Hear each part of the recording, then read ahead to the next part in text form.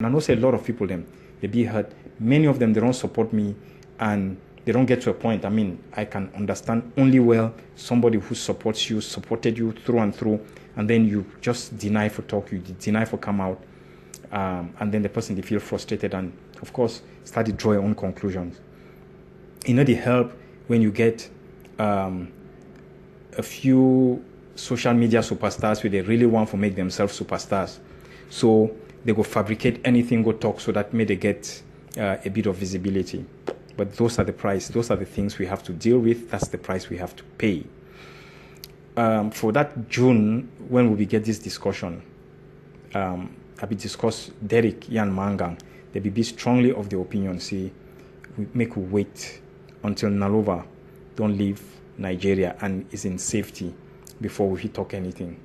And it will make a lot of sense, because the reason why I don't hold back all this while, and largely because I just feel like I shouldn't be stepping out there and saying anything where it go affect you negatively, simply because I do want for demonstrate how good I am, or I want for exonerate myself. I just think it'd be wrong. So we need to stick by each other and stand by each other no matter the bullets. And why that way, I'll be more than willing to take more bullets if necessary for protect the greater good. But Derek be assure me, he be assure we, say by mid-July, latest, Nalova go don't leave Nigeria and he go there in safety and he go step up and tell me what happened. And so we get an agreement, say make a hold back until mid-July, 6 months later. So we mid-July, 7 months later, for be able to talk anything. But in spite of that, I don't hold back still, especially because of the last discussion we get from Gumba House. We will discuss this issue, a number of things that come up, especially with regards to the Ghana and so on. It actually push me for realize, say, hey, something is not right here. And maybe it's time that we precipitate this thing before something goes wrong again. So what you don't do, now see, I don't put together a projection. I don't put together all these different evidence them in a PowerPoint presentation where I share them with Una in confidence. But before that, I just want to thank Una all, everybody in Sangumba House. This is a very, very restrained, small house where the membership not the grow past as we be, and we don't constitute a family where I know say when I sleep, I close my eyes, I be protected. And the fact say when I don't believe in me, defend me blindly, based simply on how una know me, the person who I be, and the confidence when I get them in me. That was the only thing you guys were riding on. Otherwise, you would have drawn the same conclusion like a whole host of people simply because it was convenient. But I could put this thing in front of Una. I could present the whole thing to Una. Then Una could decide. Ngumba House could decide what you would do moving forward with the information. Do we keep it as such? Do we then make efforts to get Nalova to come to this house and present a story? Or do we inform the people? It no matter what you will do, at the end of the day, the people, they deserve to know the truth, because the people, they make a lot of sacrifices.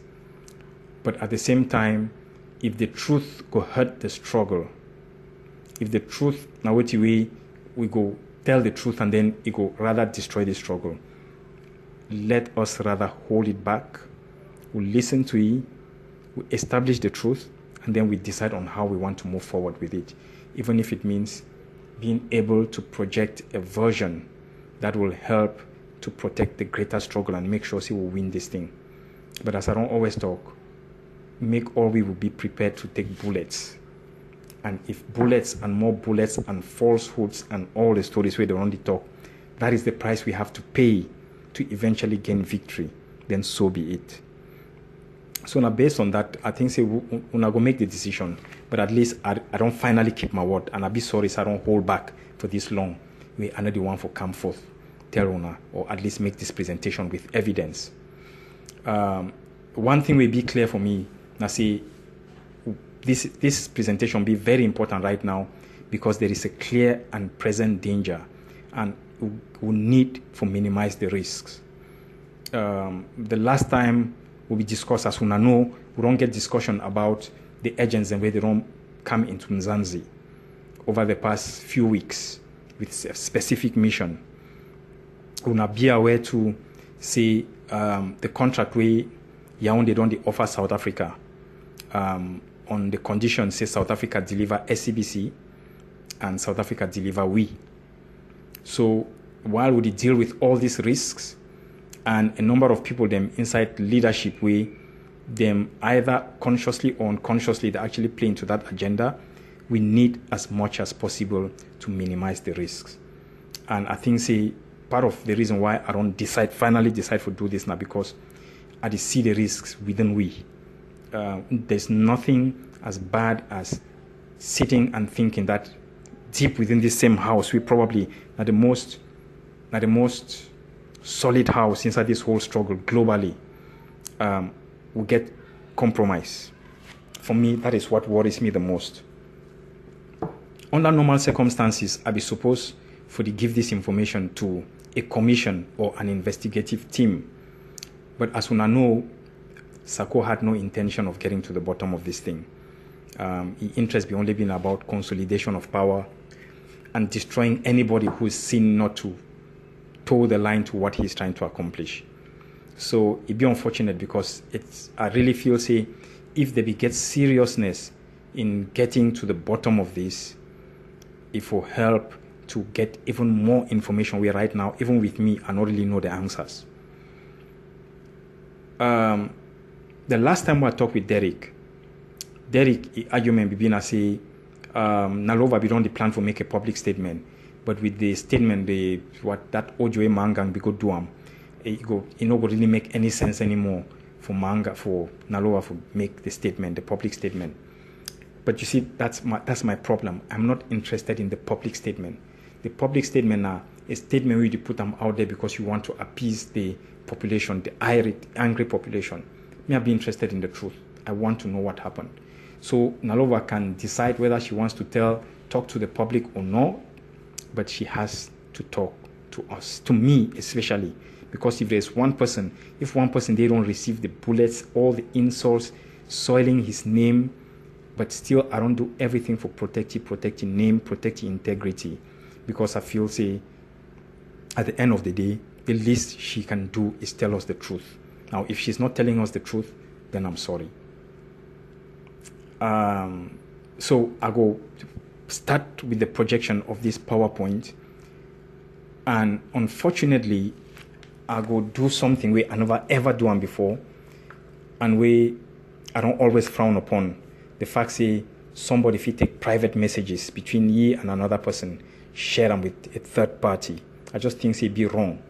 But again, these are desperate times, and sometimes desperate times require desperate measures. After I don't hold back, the only way I actually tell this story now by publishing some information will be private. Some of this information, I don't try to shield the identity of the individuals and for their own sake, and I will explain as we go along. But the one thing I don't try to do also, now for not draw conclusions or try to tarnish anybody's image based on rumors or falsehood. So what I try to do now is I make sure everything I present them for now, I present them based on evidence. And in order to get that evidence, I will be forced to project, to give on a projection of people their private conversation. Now, this first slide way I the one give now, it be largely based on the discussion the first discussion we start indicate for me say this so something was going on. Now, again, this first part what I tell you barely what was recounted to me by Mangang. I don't get any evidence. I don't have anything to present. But Mangang tell me say on Thursday, the 28th of December last year, all them be meet for Calabar. Anyway, different people be there Calabar for different reasons. Ye be based for Calabar in any case. And it be just be surprised to see all these people them. They just arrive that evening on the 28th. They arrive for day, they get a conversation all through for Dr. Ojongi Hotel. And at the end of that conversation, or before the end of the conversation, Nalova arrive. And as soon as when Nalo arrive, they talk, they discuss a few things, met with a few strange people, and then they kick them out. Then those strange people and Nalo and Dr. Ojong, they close the door inside Dr. Ojong's office, and then they get a meeting. After that meeting, you don't know what happened. But if you now look at this first slide, I received the message on the 29th of December. So in a sense, one day after that meeting. But if you look at the very first message when Nalo sent them for me, it came for 2:58. We mean say most likely after this meeting whatsoever we get them on the 28th, he basically sent me the meeting where he never sleep. We mean say he just finished the meeting and then, or he finished the meeting or long after he finished the meeting, but he sent the message. This was 2:58. He sent me message on the 29th, say, you need to come here and try to arrange these things on the ground for DOD. So of course, 28th, getting to the 29th, as usual, I'll be there house, I probably don't drink or I day with friends, and I sleep, and as usual, I woke up late. That the 2 weeks of the year that way, I did decide, say I'm doing nothing. I'm not working, I'm not doing anything, I'm just staying indoors and I'm not visiting. So most likely, my response only come at 9:33 in the morning, late morning, where they ask you, what will be the problem now, Nalo? And as I talk by then, I say, talk to Sisiku. I am retiring. Only special projects will interest me. Now, this one be important because this statement be important because, as we know, and most likely, well, most definitely, Roland will know, I be there Virginia with them, including Roland, until the 23rd, 2 days before Christmas. I be there Virginia will be attend a series of meetings, and at the end of that meeting, I be tell them, and I tell Sisiko, say, I not get any intention to stay into Christmas. In fact, I want to spend Christmas with my family. So I could leave. I want to leave to get back to Johannesburg in time to spend Christmas, which is what I did. I believe on the 23rd, and then I only arrived on the morning of Christmas, the 25th. In the process, I get a very, very in-depth conversation with Sisiku, in which I be clearly explained to you, say, I don't get any intention to be part of this leadership anymore, to be part of the struggle, and to be part of anything. I just want to take time off, look after myself, look after my family, just be selfish for a bit. We be happy, but I mean, there's a whole series of reasons why I will take that decision. So when I tell Nalova for this statement, say I'm retiring, it was based on that conversation. I will already make them very clear to you, same like to Sisiku, that I'm done, I'm out. So, and of course, I don't hear people don't go out there talk today. So, Milan was was not in the cabinet, no, or was not retained in the cabinet. It will simply be say, I don't take a decision. Say, I don't want to be part of the cabinet. I don't want to be part of the interim government. And I give Sisiku a whole range of reasons why I don't want to be. And that one be completely out of this particular conversation. Some of the reasons them will know. Some of them I be discussing with you privately. But the bottom line, I say, I just did not want to have anything to do with it anymore. About the DOD being scammed, I think about the same time with that conversation will take place, say they scammed the DOD. I don't know if you remember how I will get that information, but now I will ask Nalo. And of course, once again, at this point, I nobody really see anything. It was just an innocent conversation. He tell me, say, I'm not going to say anything again. I've told you, If you want to help, I've told you to take 3 weeks to a month and come down here. So for me, it was like, I don't tell Onasa to leave. So why is it important that I come there? Of course, after we don't get the discussion, and I need for talk say, the time where they say I can give 2 weeks. Now, after lengthy conversation, if you see lengthy telephone conversations, calls back and forth, and then we continue the conversation by chatting. And then I talk say, okay, if it gets anything to do with the DOD, when I need to remember, say, a number of times, I don't explain, say, I don't want to talk about the reason why I be go down there. Because I don't want any conversation where it go implicate further with people the way they don't catch them. So, but at the end of this long conversation, I will say, okay, that's fine. I will give 2 weeks of my time. Then, of course, now the conversation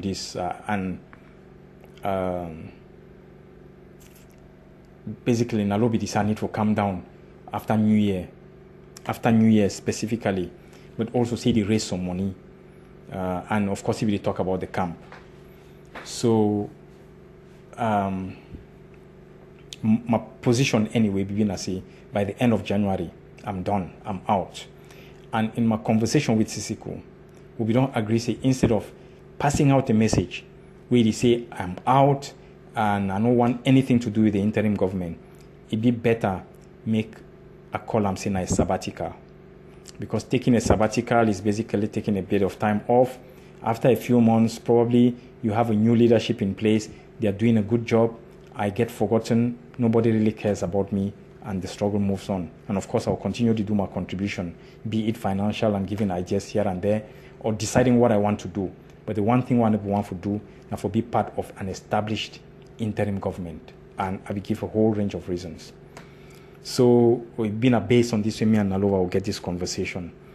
But as I be telling, from ending January, I'm completely out.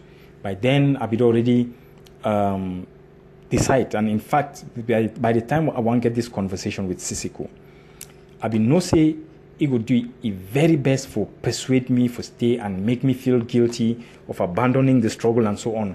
So, and what I be telling, time we start to push all those things. Oh, dear Virginia. Which I'll be telling, I say, I'd already signed my new contract. I'm going back to work. And by the end of January, I'll be out completely. So then he just realized, he couldn't, you cannot ask me not to go back to work. And I signed the new contract. You cannot ask me not to honor my contract. So based on that, it was just a matter of saying, well, I respect your position. But then, interestingly, the next day, not the next day. Actually, this conversation, when Nalodi said, you better pack your things and come down here. Now, on the 2nd, I think, of January, by then, I actually get guests them for house. And Milton, if you remember, you be the drive your own guests too from Cape Town when I pass from my front house. Then it would discuss about the guests and what I get them, and it seems like they knew each other. So I get guests them, and she had come over with her children, her husband, her whole family, and we spend the whole of the period before New Year, and then until the 5th of January, where they get to leave. So, time they send me this message, you get to pack your things. But we discuss at the same time, me sending some money to Nalo. I think he be need some money or he be borrow money, and I be actually promise make you go ahead, borrow the money. I go reimburse the money. So we discuss about how to reimburse and so on. But at the same time, if you remember, around that very early January, a lot of conversation be going between the Tigers and the DOD, and the fact say the Tigers, they need to get enough support from the DOD. So I will get lots and lots of calls from all over, and I be want to know more what did happen on the ground. But once again, Nalo answer for me being say, if you want to know, carry your own food, then come here. So of course we forget about the blender and everything. It be just the ask about one blender for a picking, for the make chop for a picking, and so on. Especially because I don't agree so I go come. Now, what you make a agree so I go come? When I go see, say, in my conversation with Naloa, which went until 12:59. This was the following day. Me and on that 2nd of January, Sisi Kubiron sent me a New Year message at 8:39, my time. We mean say if for a time it will still been a New Year, or at least New Year night just after midnight. We send me after he respond to my New Year's message. Then after this whole conversation with Nalova on the 2nd of January, where they talk about carry our own legs come here, Sisiku then called me around 2 minutes to 4. And it be important too for understand say by the time when Nalova don't tell me over and over make a come, I be deny, then he called Sisiku. The reason why we calling her because she couldn't convince me to come, or to commit to coming. So he called Sisiku. And so Sisiku called me at 2 minutes to 4. Most likely, as usual, as I tell her, at the one period that way I go inactive almost completely. So my phone was not around. I didn't see the call. He sent me a message, and then he called me again almost 4:30. 30 minutes later, I don't see him still. So later on, I think I called it that evening. And I remember saying at the last conversation that I get me and Sisiku. He tell me, say, he traveled the following day. He traveling the following day and he go arrive around on the 4th of January. And he want to make a come. Of course, as usual, we argued for quite a while. And the argument between me saying, listen, I really don't want to get involved. But the more he talk, I realize, say, me saying no to everything might actually be demonstrating bad blood or anger or everything, but it wasn't that. It was just me telling him, you know what, I'm done, I want out. So after the conversation, he tell me, say, okay, I know so you don't make up your mind, so you don't want to do anything, you want to leave, you don't want to be part of this thing. You get your issues and your reasons and why you not be happy, but I beg you, make you come just this one time, you come do this last assignment. Then after that, I'm not going to bother you. In fact, time when he called me, the first question he asked me, I say, you just start work when? And of course, me too, innocently, I just tell you, ending January. So he tell me, so, okay, you still get time. I will make you come. You can't help with this thing. So, of course, I be telling you, no, right now, I be busy, I do other things. So we talk for long. He really plead with me, tell me reason why he want to make her come, and so on. But while he talked with me, I was very convinced that it was largely thanks to Nalova calling him and saying, call Milan, convince him, persuade him to come. And this especially because already weeks before then, it had been going back and forth. And, or was it before? Yes, before that. If you don't send Cosmas Ambe, make Ambe persuade me for be part of the interim government. But my mind was made up. My mind was made up. There was no way I was going to be part of it. So when he tell me, say, okay, come do just this one final assignment on my behalf, I'm begging you. Of course, you are angry, you are not happy about a few things, but at the end of the day, I'll be accept and we'll be agreeing at the last assignment that. And now based on this conversation, me actually accept, say I go travel, go Nigeria. Now this conversation be very important, me and Julius, for a number of reasons. Around here, people go out there, talk away, they be cally, they tricky, they leave the US in a hurry. The thing always funny me because I think say he actually prolong his stay in the US a bit more.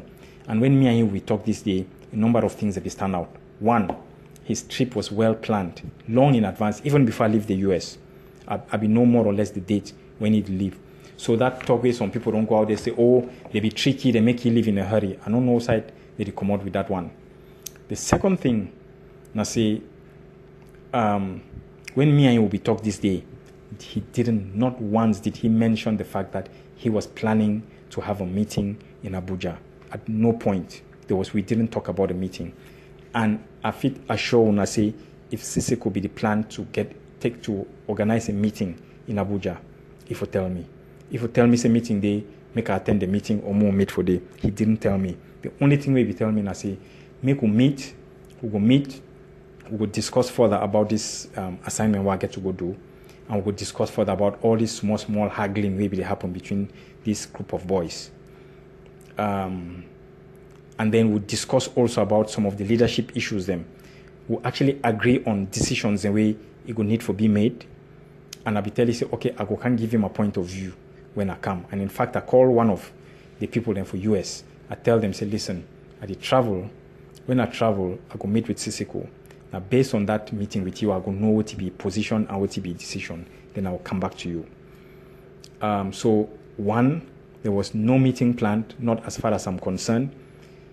And two, Julius did not leave in a hurry or somebody tricked him into going. That I don't know about. I think say if he leave in a hurry, if you tell me. If he get the organized meeting, if you tell me. The one thing I just know, I say, if he go according to his time, if he get to go back to work, and if he one time, say when he go arrive on the 4th, and then when I come, finally, me and he will go meet. So at the end of that conversation, he tell me, say, since you the travel go, you get to travel come Nigeria, I beg you, you use your own money, you pay a flight, you come, and then when you don't come, we will reimburse you. Or you tell South Africa, make South Africa pay a flight as part of South Africa contribution. So I say, okay, no problem. So after that, and again, say, but when he come, he go try to see how he will fit compensate the flight ticket. So I say, fine, I go do them. So that same 2nd of January, you see the time where Sisi could call me, the me and will talk finish by 17:19, so 19 minutes past 5, I send a text message to Roland as the head of South Africa. I tell you, Sisi could just call me. I have to go on mission to Nigeria Thursday. Needs SA to cover the flight cost. Can you action? I'm a message that Roland only come back to me after midnight. Surely Wabi don't sleep. For tell me, say, yes, sure. So I be ask SA, make SA pay the ticket. Now, what you I find very, very interesting. I say, almost as soon as me and Julius would talk, I send this message for Roland. Nalova call me. He contact me. Then started telling me about my ticket. So he don't decide for pay my ticket. So you will see for a message for you after several calls. That is after I send the message to Roland, probably before. After I send the message to Roland, he called me several times, almost immediately on that same day. He want me to give you my dates. So I only came back to her at 8:30. What he tell is either Thursday or Friday. How long do you think I need to be there? But remember, see, this conversation with dates, they actually happen after we don't talk for phone. After all these missed calls, me and you actually talk for phone. He call me, so he tell me, say this, so he want for pay my tickets. So what he puzzle me, and I like, what? But me and Julius, we don't just talk. And he don't see make South Africa pay my ticket. So why would Nalova be wanting to pay my ticket? And it's not like she's always been like open to the idea of just spending money. So for me, it was like strange. Like, why would she be in such a hurry to pay my ticket? I say it would be a bit strange to me. But anyway, she offered. He offered for pay the ticket, start the push. And Roland go testify, say, later on, he be send message. Say, for SA leadership, make the pay my ticket. Then I send a message back, tell me, no worry. Nalova had already paid my ticket because by the time Roland got to actioning it, Nalova had already taken over and was paying. But for me, it'd be strange, like, okay, she wants to pay my ticket. Where is the money coming from? Why is she so keen to pay my ticket? Why so quick? But of course, be suspicious. It just be strange. Say that's not something she does very often. But I know we get any reason to be suspicious. So, my conversation with you. For me, I've been noticing a short mission where you go in, you spend a few days, you come out. So it didn't make sense about me staying until the 29th, extendable. So it was strange, like what? So me and you will get this conversation back and forth about how long I go there. But the bottom line was that she was really pushing and she wanted me to come. So, of course, then we get a conversation around what flight to take. And if you give me different options, by use of Kenya, use of Ethiopia and so on. But me, always prefer SAA because I get membership and I always build my miles when I travel through SAA. So if you tell me, say SAA, not to go directly to Abuja, and we finally agree, actually we'll not agree, now he finally do his search and then come back to me with Rwanda Air as the flight to take, which of course I love Rwanda Air and I use them all the time. So when he talk about the 15th, I say be too far, but you want to adjust my conversation with you back and forth. Then of course if you ask about the money, I'll be actually telling a Fidelis, make Fidelis give you that money. So if you send me a message, say Fidelis want the money, I need for pay him. So, and of course I didn't have the time. And then I'd already sent too much money back and forth through Western Union and MoneyGram. So I know if you send money again for my name. So I tell Ameki, try send the money, which of course she was taking her time doing. So, not just my conversations MDs with Nalo prior to the whole trip. When you're in Kigali, let me know so I can book your flight from Lagos to Abuja. But for me, it's like, why should I don't like the idea if you can't land, you book my flight. I just prefer I want come, the flight already be booked, then I just jump in, I'm going. So it just you could miss your flight, and she was right because that's what happened. But I be the push, and eventually he booked the flight for me. Tell me, say you arrive at 11:30 a.m.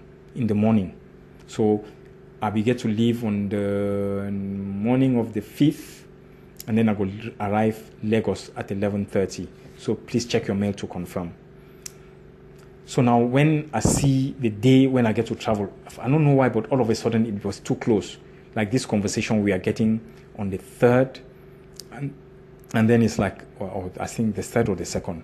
Then all of a sudden it's like I'm leaving the following day. Especially the 4th, the 5th might sound like you're leaving on the 5th, but it wasn't the 5th. It was leaving on the night of the 4th, being at the airport 2 or 3 hours before the flight, so that when the flight go off at 2 a.m., you are there. So you're already driving from home, going to the airport and so on, was going to basically take part of my 4th. So for me, it was like, can you change this to Friday? All of a sudden, I really want me the date shift. But he said, no, you can't. So the flight, he said he'd already booked the flight and paid for it. Or at least he don't book the flight. Which in that strange thing, I say, please choose your time and in respect to when you land from SA. So in one change the ticket. Now, what other things say stand out for me? If the ticket never be paid for, and I say, can you move the dates? And he said, no, you cannot change. It push him. But of course, once again, there was no suspicion. It was just like, okay, this is what she's pushing. I really don't want to get the time for the dig into this thing, find out why I must leave this day instead of that. And I be already assured Julius, say, I go try to arrive by the 5th. So, and for me, my thinking actually, at that time, I say, the earlier I go there anyway, I go reach in time, I sort out what we will get to sort out, then I leave earlier enough, come back in time for spend a few more days with my picking them before they go back for school. So that was my thinking. So on the one hand, I be thinking no more push them, but I also be aware say if I push them, I go and come back, my picking they don't go school. So I really want to come back in time for spend a few days with them before their holiday be over. So of course, then this particular slide, now when he sent me the ticket, the mail with my ticket to Airpeace, through Airpeace from Lagos to Abuja, I don't delete this mail, but I will show you the ticket later on. Yeah, and all of this took place the whole of that day, the night, all the way to almost midnight. Where they send me message, 1:45 to midnight. They ask me whether I go bring the blender. Now, this was the interesting thing. When he be telling me, Simaka, I'd send me extra money for blender, I was thinking, but I'm coming to Nigeria in a few days, in 1 or 2 days. I might as well just take the blender with me. And since I make you get this different promotions, they use the cut them. What, those benefits, they get them. Then if you go take blender, we pay cash. I just thought it's easier to go that route. So, of course, the following morning, which was the morning of the 4th, so they asked me, you don't buy the blender. So I said, I make you go buy them this morning. Or then, of course, we just talk back and forth around the whole blender issue. And at the time, me and nobody even know myself say, when we talk about blender, I just imagine blender way different inside kitchen in its small state. And nobody envisage the blender like blender inside carton with all that big things. So eventually, time I get the blender, the one carry I'm go, the thing they take basically the whole space for bag. So I get to take an extra bag just for carry the blender. Now, after I travel, remember, on this 4th of January, me and Nalo would discuss. He called me most of that afternoon. I remember Sabi get guests them for house, so I spend a lot of time with them. Eventually, after this, he missed call them all the way to 3 o'clock for afternoon. I think I call you around 6 for evening, sometime thereabout. I call you, and the reason why I be the call, I ask you, say, but you don't call me all these days, and the only push Sam must come Nigeria, the only push. Sisi Kutu don't call me, but the truth is I don't really know what you want make I can do. So I don't just pack my things them. I will leave for the airport in a few hours, but I need to know from you what you really want from me exactly. What do you want me to come and do? So if you explain some things, but things away go require to make a come there in person, come solve them because nobody no be able to solve them. So he require me. It never makes sense. So I tell you, say, okay, this way they explain for me, no, they make sense. But since I the travel come, when I come meet you, we will sit down with 3, we discuss the issue, detail, make I understand better before I go out to the field, before I go out to Calabar. He say yes, that's good. Then he talked to say, now the evening this for that agenda thing. Actually, now this evening of the 4th, we tell me about a meeting for the first time. So then we'll talk about sitting and discussing the matters, discussing the goal of my mission because it wasn't very clear still what you are be supposed to do. Then he say yes, when I come, we should don't wait 3, we'll talk. And then if you be say, when I go, travel, they go airport the following morning. So I will spend 1 night for Abuja, we'll discuss the issue, then the following morning, I will take flight to Calabar. In that flight, most probably he go come and Sisi go come. And he really thinks Sisi could need for come so that make you go meet refugees and where they do on the border, at least make they feel the presence. And I thought it was a great idea. So when I'm in the process of that discussion, now this is around 6 p.m. in the evening, maybe a bit later, where he then tell me, say, oh, and by the way, when you come, if we either discuss this issue before we go into that meeting. So now I ask and say, which meeting? He said, well, Sisiku don't come, he don't can decide. This is the 4th. Sisiku was traveling on the 3rd. So he probably don't arrive on the 4th. So he tell me, say, Sisiku don't come, and he don't can decide. Say, he want to organize a meeting where he bring all man. So I say, all man now. He said, no, just all man, all the people where they be based for Nigeria, leaders, them where they be based for Nigeria, all the people them. He want to invite them, may they just come, may they get a meeting. So then that's when I lost it, and I was like, I need to understand Una. Now they asked me to come on a very delicate mission. But at the same time, when the organized meeting want to make a come for the meeting, then the next thing I say, people go to ask me, say, you come here for Kandueti. I'm not part of Nigeria. I'm not part of Singa. So what are you here for? Why are you there for this meeting? I don't go get any answer for Giam. Of course, then I would need to tell them, say, no, I don't come to a meeting. I come now for a different thing. Okay, you come for a different thing. What thing? I'll be forced to lie, or I'll be forced to tell them the truth. And telling them the truth also means disclosing my location, telling them where I'm going. We means even before I want to reach for the destination, everybody for they go knows how they come. And that's exactly what I hate and I want to avoid all the time. So straight away, I start telling you, I don't like this kind of things. The way they do things, I need to ever be conscious of security. I don't like them and I don't be happy. So talk, he say, anyway, but Sisi could be telling, say, make he contact me, tell me, say, make me a ride, make me a draw up agenda for the meeting. And maybe not the time that he actually mentioned the meeting for me.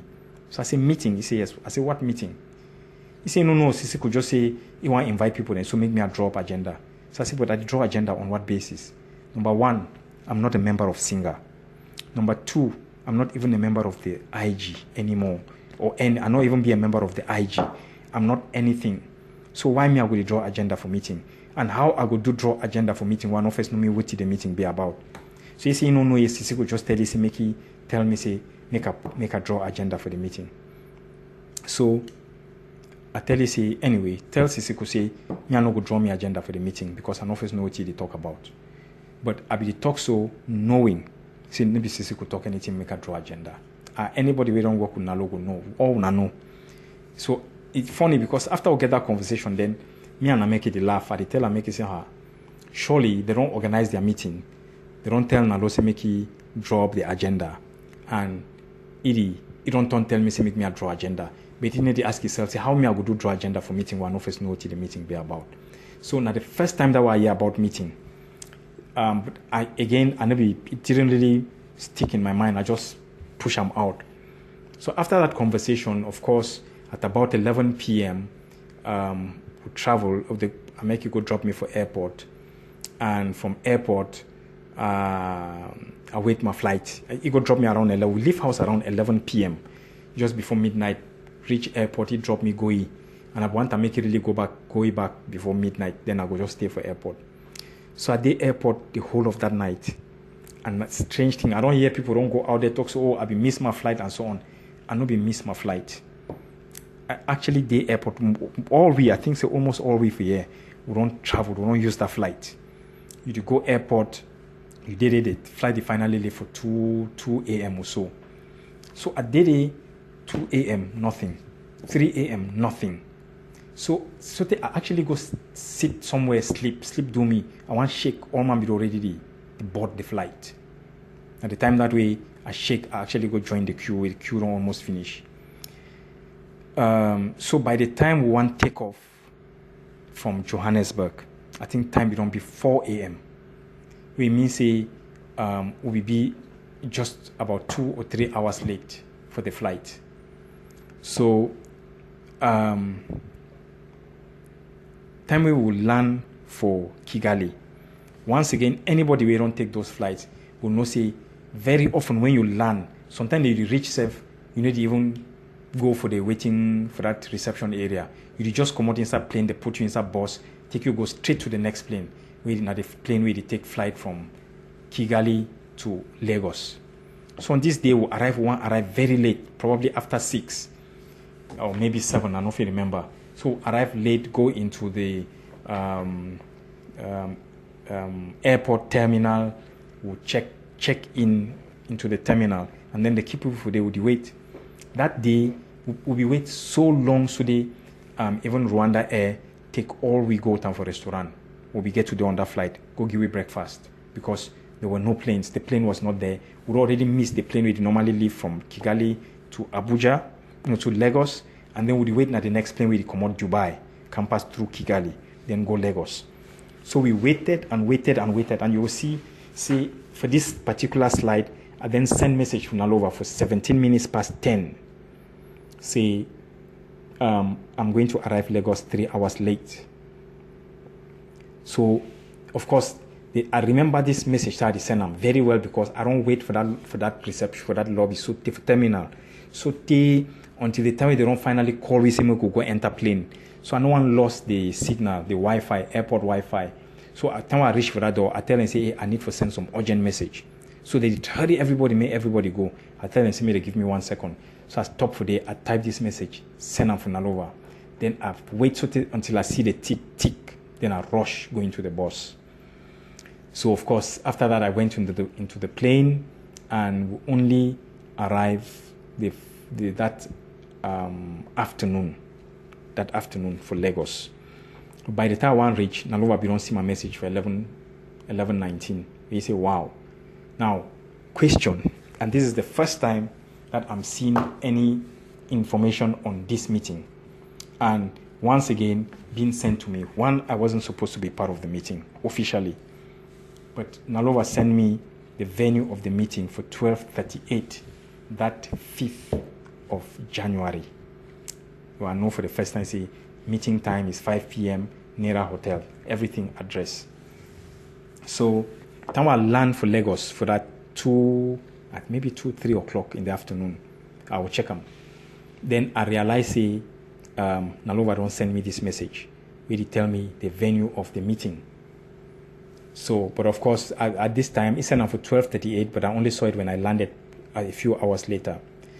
But at the same time, because I be sure I go miss my flight from Lagos to Abuja, it sent me a new flight time, 6 p.m. from Lagos to Abuja. We had the show now the tickets them. Initial ticket from Johannesburg to Kigali was going to be from 2:55 until 6:45, so 6:45 in the morning. Almost 4 hours flight. Stopover time 1 hour 15 minutes. Now this is the interesting thing about this particular flight. And one be know. I say flights the day they actually leave Johannesburg, stop for Bujumbura, then from Bujumbura you continue to Kigali. So we get 1.5 hour stopover time. And of course, I know about, the time I spent for Bujumbura, I know about this particular flight. We take about 25 minutes from Bujumbura to Kigali. Now, on that same morning, I get my message to confirm my booking to Kigali. This message is it be important for Una because I know very often, once again, Una don't just go based on what you are tell Una, but I never ever present Una any evidence. And all the social media come up with all kind by kind story them, which makes me laugh all the time when I see them. But now the confirmation message, this will get them from Rwanda Air. And then by the time we want land for Kigali, Rwanda Air, this is one of the best airlines, they already sent me a message wanting to remind me that check-in time for my next flight would start at 5 a.m. and it ends at 7 a.m.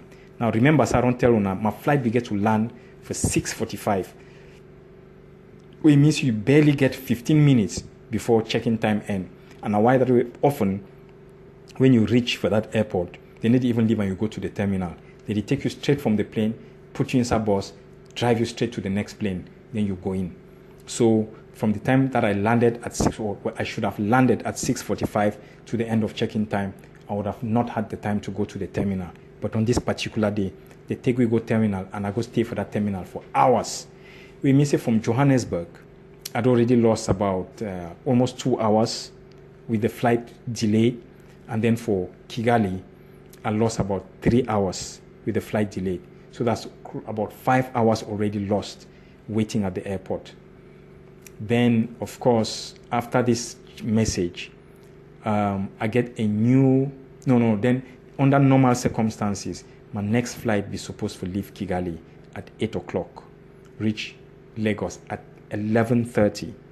So, but I only finally start board from Kigali at 10, what time was that? Washona. At 10:17, we actually started do boarding. So, that was boarding. Instead 1 hour from then, I'll be supposed to arrive Lagos. Then, in this particular slide, you will see by the time I want to reach, now my initial flight is, if I be reach Abuja at 11:30, Lagos at 11:30 in time, then I would have, if I be reach Lagos for 11:30, it will give me enough time to move from the international airport to the local airport and then board my next flight to Abuja, where it will be now for 40 minutes past 2. So that's 20 minutes to 3. And I will arrive for 20 minutes to 4 for Abuja. In time to attend the meeting at 5 p.m. from the whole booking time. So that's how the whole thing was organized. However, because I missed my flights them through and through, unfortunately, I only arrive Lagos after 2:30 or so. So Nalova began to book me a new flight from Lagos to Abuja, and the new flight will leave for 6 p.m., arriving 7:10 p.m. So that was my new time. But this is the interesting thing. At day for that airport, from the time where I go check in, you go see, say, after I reach for airport, I'll only be able for buy data, put on for my phone, be able to access anything from around actually quite later, because all this one, there's on messages we now send them for me, one will get them. Flight time, we send them for me the new flight time at 6 p.m. Once you check out of the international airport, take a taxi to the local airport, and that's what I do. Then I get missed call from me from 22 minutes past 4. Then you forgot, by now I would already get my boarding pass. I would already do booking for airport, so I sit down for airport, they wait the flight. So he send me that thing. Now, it give me missed call again at 5:45 in the evening.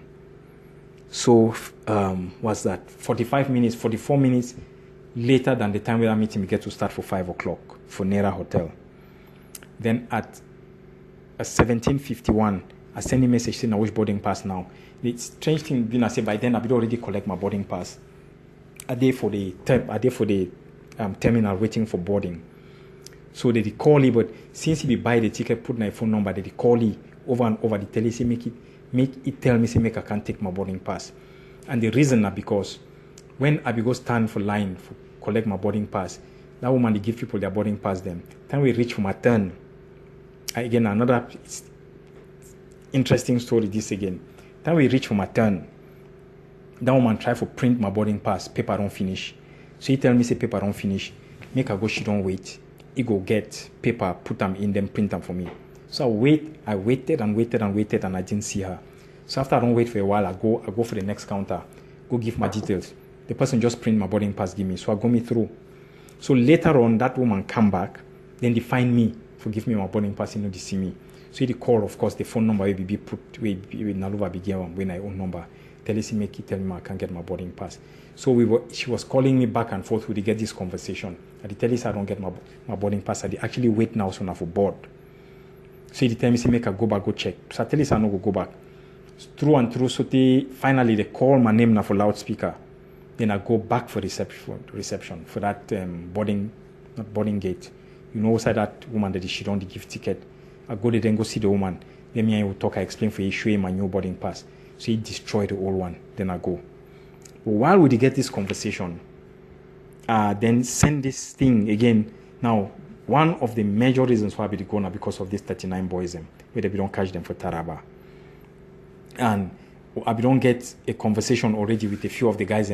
They tell me, say, they already get intel, say they don't release the boys. So I send them for Nalo. The ASCII, actually, I be sign up for the ASCII when I say they don't release the boys them.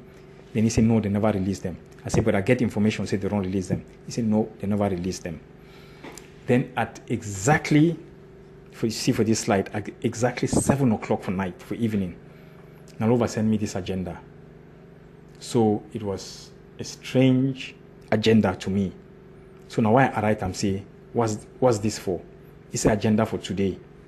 Now, two things be stand out for me. The first one, I see, Nalova don't send me a message already as I land for airports and meeting this start for 5 p.m. Why it is distribute agenda for meeting now for 7 p.m. And it is send me the agenda, kind of a tentative agenda. That's number one.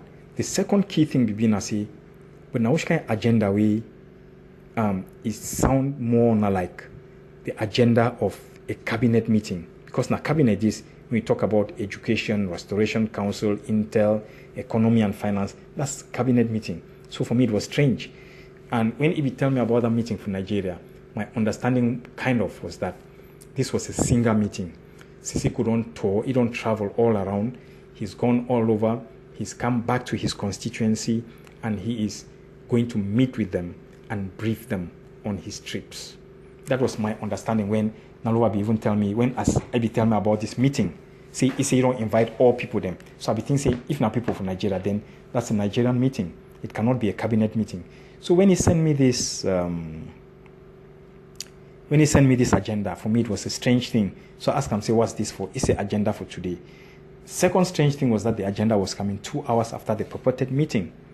So then I send a message back for this next slide. Say, is this adopted or is this accepted? Because I know whether it is send me the agenda and I say it is share agenda of the meeting with me, or it is send the agenda for my perusal and for my input. Remember, say already 2 or 3 days prior, Nalova don't call me, tell me, say, make me a draw up agenda, which of course I refuse to do because I know see what you I get to do with agenda or the meeting. So then, time he send me this agenda, I realize, say, Sisi couldn't tell Nalova to make agenda for the meeting. And she didn't know what to do of the agenda. So after trying to get me to do it and me refusing, she came up with what she could, but which did not make any sense to me. So then I write back. I say, shouldn't this be a Nigeria meeting in which, one, the president gives update to Nigeria on the state of the revolution, a word from Singa on the situation in Nigeria, an update on the arrest of our boys and the situation of the refugees, and then any other matters. For me, I just feel, say, if they really truly get a meeting of that sort, these are the things they should discuss. So, come back to me. He just only asked me, and I said, you never leave. I said, not yet. Then, so from that moment onwards, it was always like, when are you leaving? You never leave. How far are you there? And of course, I keep saying, not yet. No, not yet. Until about 8:30. Now, flight this way, we get to leave Lagos at 6 p.m. to arrive just after 7. Instead, the flight delay so I think with the get flight where they go Enugu, the flight for Enugu was about 2 hours late. Them go first. I remember because I be sit next to somebody where they go Enugu, would discuss through, and they ask a lot of questions about Nigeria. Then he asked me whether I come from Nigeria. I said yes, I come from Adamawa. So we just talk. So at the end of the day, my own flight only finally leave. At least we'll do boarding of the flight at about after 8:30 in the evening. So now after I don't send you this message, say kicking off now, then I don't get anything from you. At 34 minutes past 8, I said done. I send a message, say we are leaving now. Confirm pickup. Strangely enough, this message is sent for me, say, are you there? Please, can you go and check at the counter? By then, I've already, I don't know how he sent the message. He come. If you see him, he come for 14 minutes past 8 and 16 minutes past 8. But I've already sending message, say kicking off, we come for 30 past 8. So I really don't know. But after that, it began at the last discussion that we get with Nalo. When I send you the last message, say confirm pickup. Then confirm, but I believe to the go. If you see again only one tick, whereas the rest they get 2 ticks. But by then I don't send you that message. Then at the rush, they go into the plane. I suspect, therefore, say the time where they arrest them or where they take their phones or whatever happened must have been between the time where I send that message. We send that message, say please go and check at the counter, and when I send that message, say confirm pickup. That's when the whole arrest happened. Then, of course, the next day was the 6th of January when I call, they need to pick up their phones. Now, time when I reach for airport, that night, before I want reach, this young man did already did it. They call me, Gima. They call me, they tell me, say they saw at the airport, wait na me. So, but we only land, I think we left at 8:30 for a 1 hour flight. It means we must have landed at about 9:30, getting to 10. So, time I land, it started to call my phone they ring. So I pick them up. Then I tell you, say, I'd already land, but I wait my bag. I still wait my bags and made them come. So they wait me for outside. So by the time I want finally go enter inside the motor, I should say it would already be 10 p.m., maybe a bit later. But that's when we finally left the airport, driving to the hotel. Of course, when I know the story, I don't need to go back through this whole story of from the time we leave the airport, we drive the go, police the whole motor because of number plate, and then delay we again for road for more than maybe 1 hour, 1.5, maybe a bit more. But those were strange things happening. Those things happened, and that's what it was. Now, at the end of that night, when we go reach for hotel, I was so tired. And Agima be tell me, say, so time we be drop them off for hotel, they be tell you, say, when they finish the meeting, they will likely go somewhere else. So, but you don't know where they go, but they no one for stay for the after the meeting. So, of course, with all the delays for a meeting which should have started at 5 p.m., it only start maybe by the time me and Nalova talked, the last time we'll talk on the phone where he called me, it was probably 8 o'clock. He tell me, say, no, they don't just decide to go, she don't wait the other people. They don't order their fish and they don't order mimbo. So they go to drink while they wait. A few people don't call and tell and see they see they're on the way. So I said, okay, maybe they enjoy themselves. I will join them later. That was our last conversation. So later on, when I I reach that night, me and Gima, we go straight to the hotel. After that whole police debacle, we drove straight to the hotel. Now the first thing it pricked me as we go, I say, of course I don't know Abuja very well. So we drive through all these long streets and finally we'll get into this part of the city where I seem to recognize. So I asked them, say, maybe now they road this way to go for that same hotel where we stayed the last time. He said yes.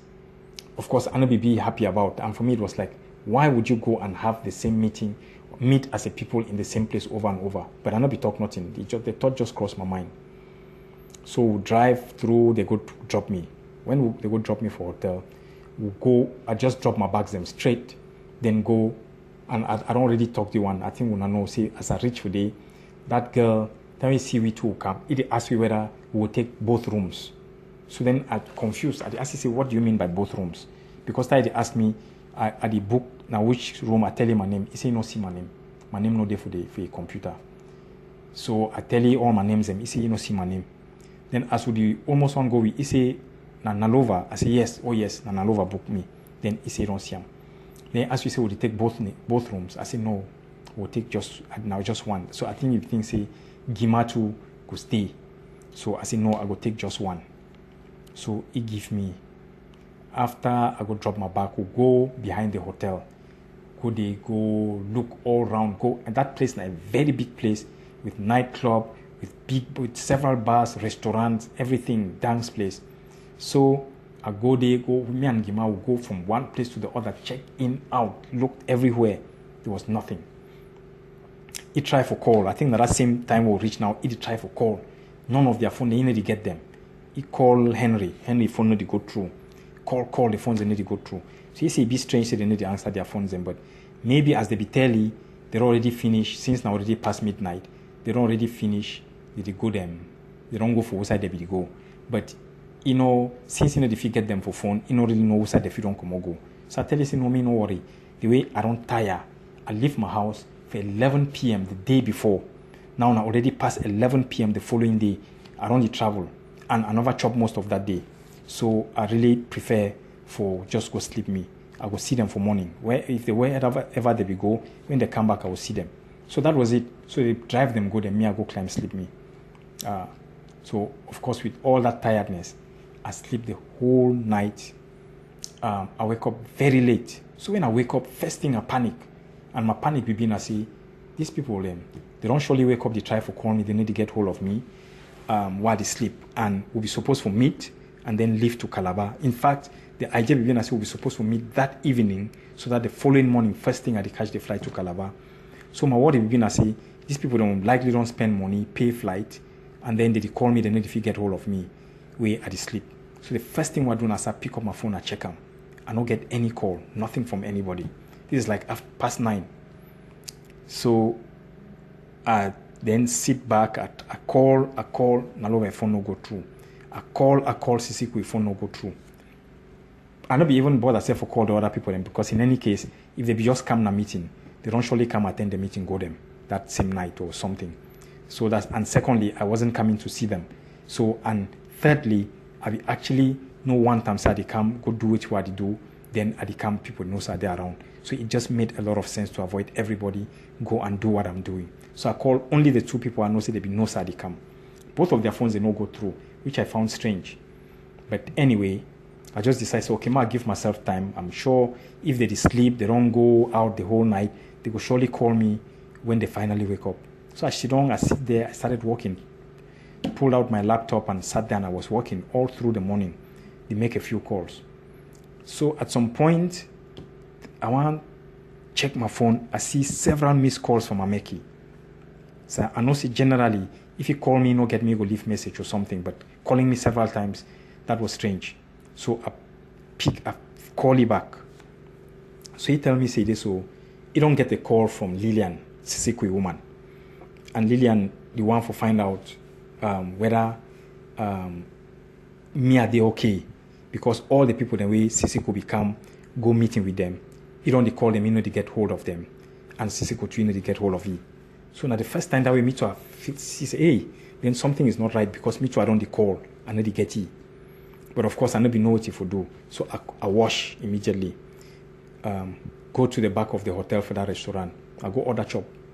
So while I did it, I did still wait the chop. Gima and two come for can see me. They come can join me for they order their one chop. Ushidong.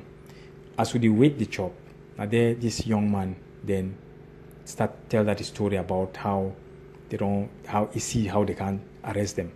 So at that time, he talk. Then at the ASCII, then he tell me say no. Oh, before then, self Gima as he come that time can see on me for day. He tell me say, he get a very strange call from somebody. Where he tell he say Fidelis be call. Inform he say it is so SSS the arrestee. So he Gima be a bit confused because he don't know whether the arresting of outside, whether of a house or where was he. And he did like say by the time Gima one leave that hotel, where he drop them off Nalova and Dr. Kimeng and them, Fidelis no be don't come. So he don't know whether they arrest you for outside.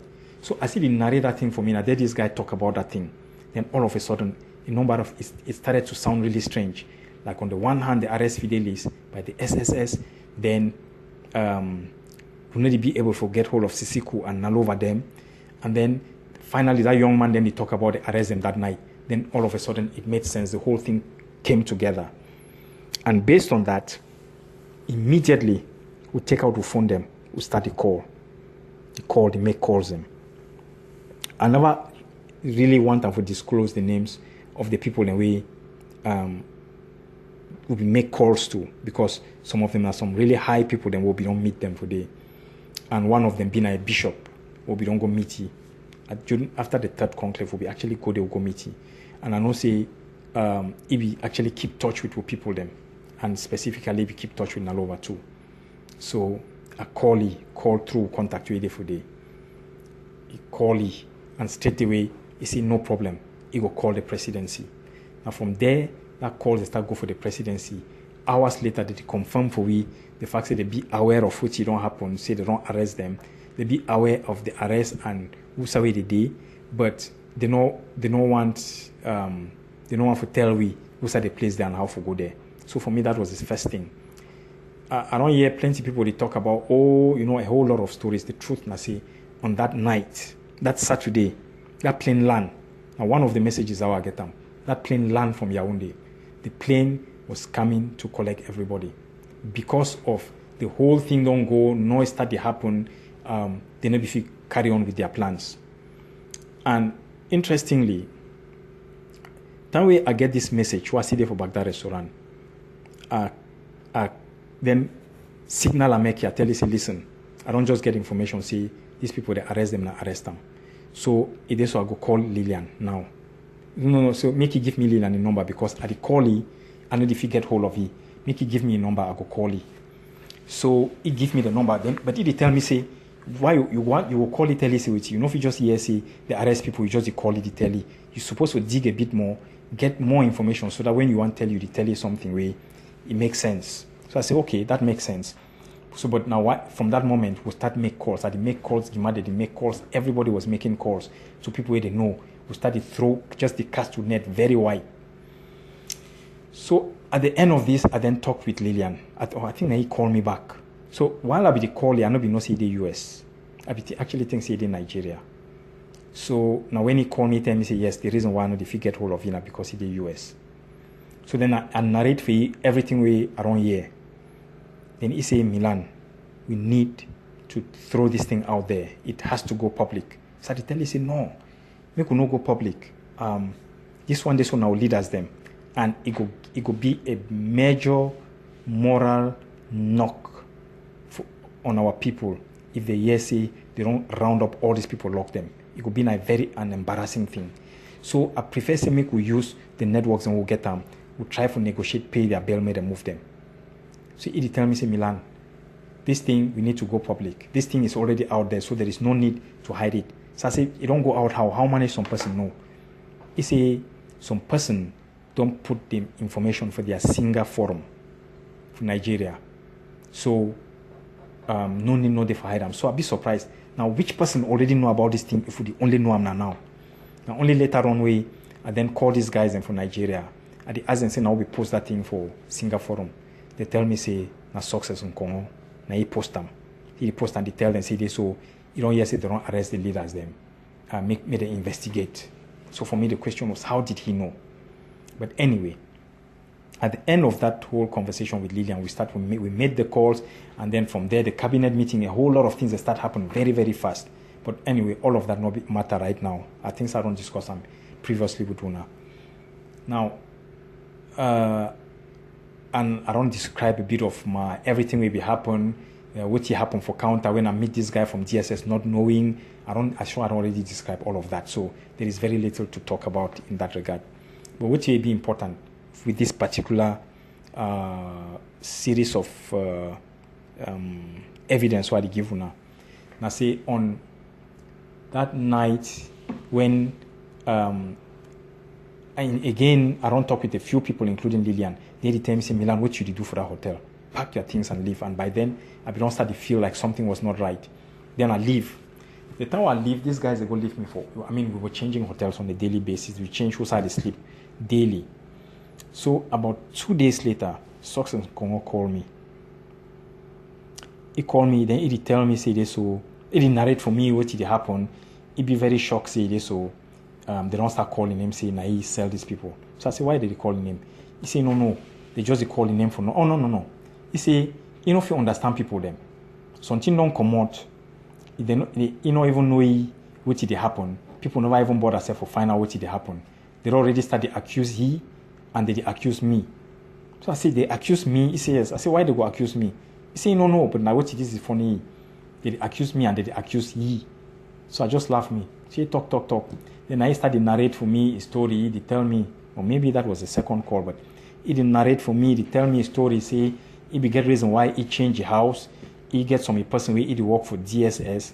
Now that person be inform me, warning in advance, make it change house and make it step away from the struggle. He give you a whole lot of warnings and so on. So that person definitely be no say this thing will happen. I be the warning so that this was on the 7th. The warning so that make make nothing happen for you. So now why that way he be free and these people then be caught. So what he go advise me as make me get in touch with that person for DSS. The person he go tell me what side these people they and he go advise me. So at that time, of course, the people on the call they tell me to say this so na Success in Congo because of that message we be send them out prematurely, how he be do know and so on. But for me, I was looking at the gravity of the situation. I was looking at the intricacy and I was saying, I don't think it's Success in Congo. He might be a loud mouth, but he doesn't have the brains to orchestrate something of that manner. That was my position. So Tawe tell me about this person. She make me contact the person. So I take the information for the person. Of course, at that particular point in time, I'll be really be desperate for locate with leaders and for find way make the come out. So Tawe send me that thing innocently. And the funny thing is, even then, I know be still no say it had anything to do with me. For me, I just know see these people they in Nigeria, they don't arrest them. Me as an outsider, I can make calls and try and find out, follow up the best I can. That's how I was looking. I don't ever even imagine say me I be among the people they look for. So innocently, I take that make that number from Success on that 7th of January. I send message for that man. I send him message. Say I stumbled and Success be say when I call the man make I no make him. Me I no make me the man no say I give me a number. So I send him message. The man no ever reply. But by the 8th of January, I don't get lots of calls telling me, stay away from Success. Stay away from Success. He knows something. So you will see for this slide, say on that 8th of January from 10 in the morning, he was calling, and of which I wasn't picking up anymore. So I sent message for that man. The man no reply, but he read my message. Just stop here. Which was also the very strange thing. So anyway, for a few days, now with all the moves and everything, I actually then decide now to make my location unknown to anybody, even the people that be there for Nigeria with me, except for 1 or 2 individuals. And But a lot, and remember, a lot of people were calling from everywhere across the world, giving their own advice, asking questions, everything. Would get a series of meetings every day.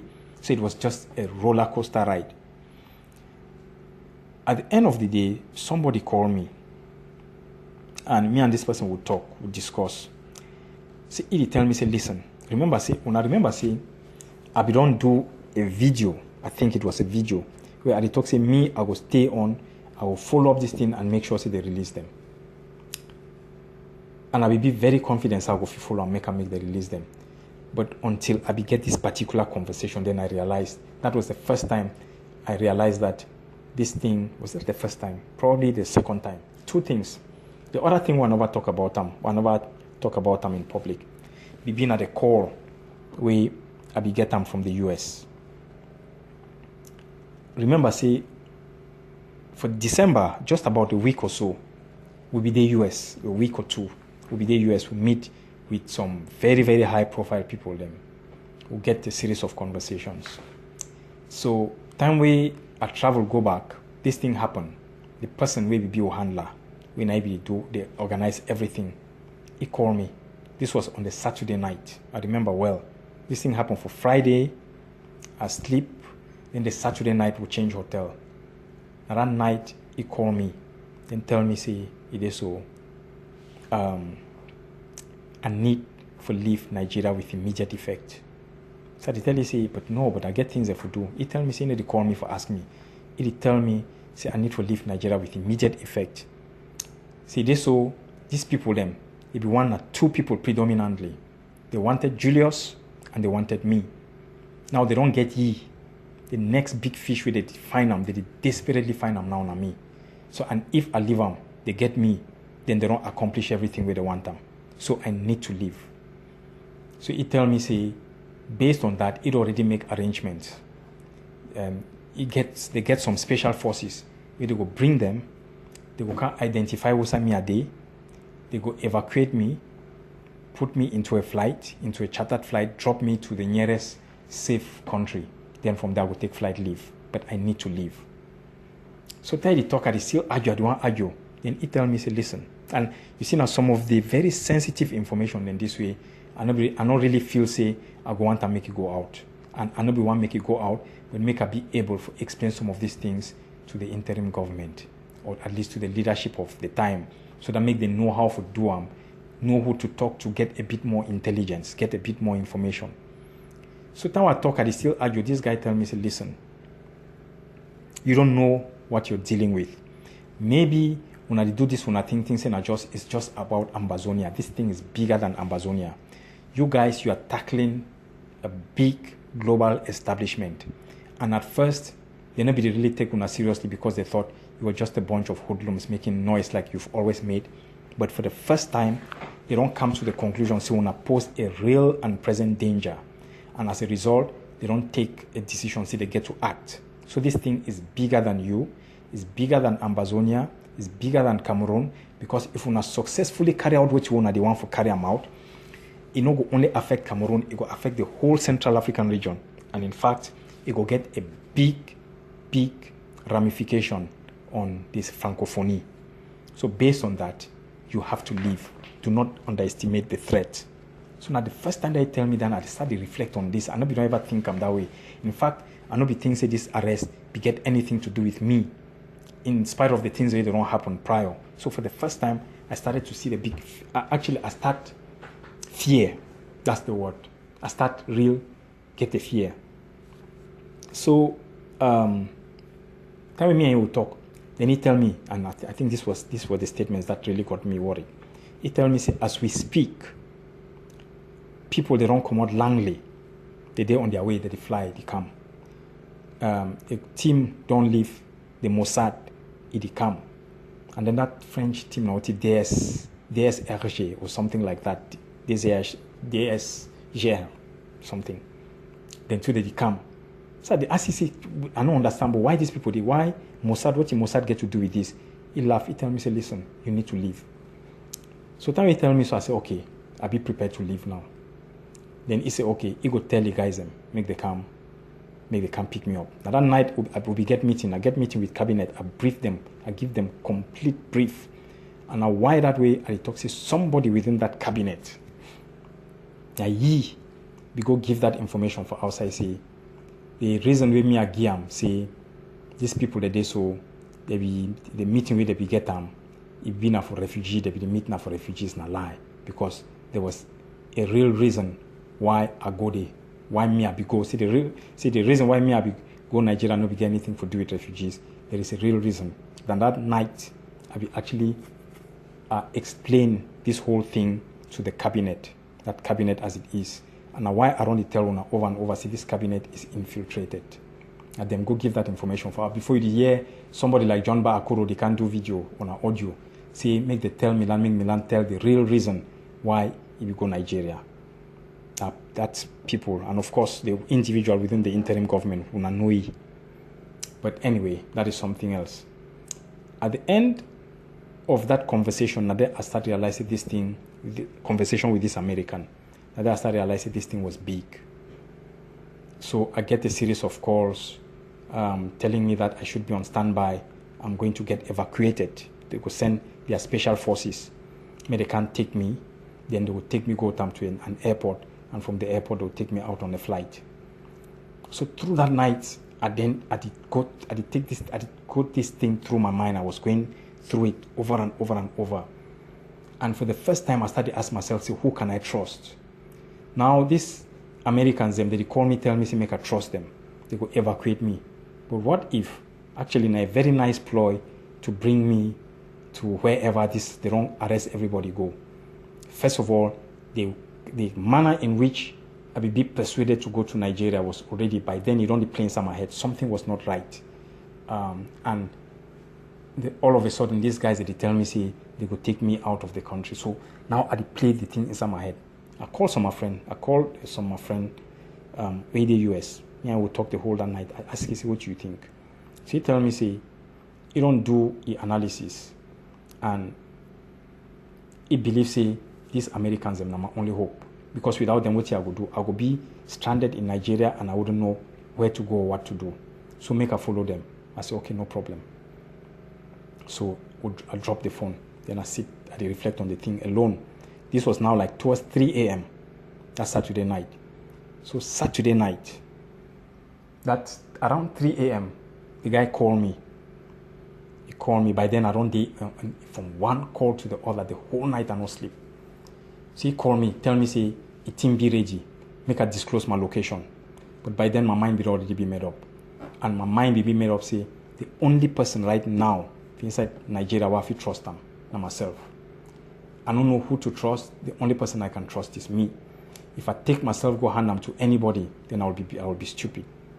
So tell me, say, my team is ready, disclose your location. I send a message back. I say, tell them to stand down. I no go yield. So me and you will get the discussion back and forth. He call, he be very angry. But he already mobilized the team. How I go to tell them, may they stand down? I tell this I don't reflect. They know they must come. May they stand down. I'm not going to be available. So in anger, he stand down. I sleep. For that night, for the first time I sleep that night, just for about 2 hours. Then I wake up and from there calls again. First day I don't already call these people. Then 5 a.m. Tell them, say me they can't take me. Would you change hotel again? So that's how it happened. Now, this conversation with this guy, it'd be the first eye-opener for me in terms of what really was going on and the international conspiracy where it take place. But if any bit of information be rattle me, it will be that this one where I be talk with somebody. And the person call me. He don't call me a friend, a very, very close person. He call me, he tell me, say, you need to leave. This thing is big, you need to leave. So at the argue. So as me and you would discuss this thing, and probably this must have been a couple of days later, but I know the arguing about the leaving, it was about the magnitude of the situation. So as me and you would talk, still the resist, he tell me, say, make me a leave. Make me a leave because this thing is big. So the resist. they tell you, say, no, there are things I need to do. And my argument may be, I say, if they don't catch these people, them, they go with them. And they miss for catch me. The least these people, they go expect from me. I say, I go hang in there, do my very best for make sure, say, they move them. And I sure say, also the day, they get hope, say, within the next 48 hours, the next 72 hours, they go move them because I am out there fighting for them.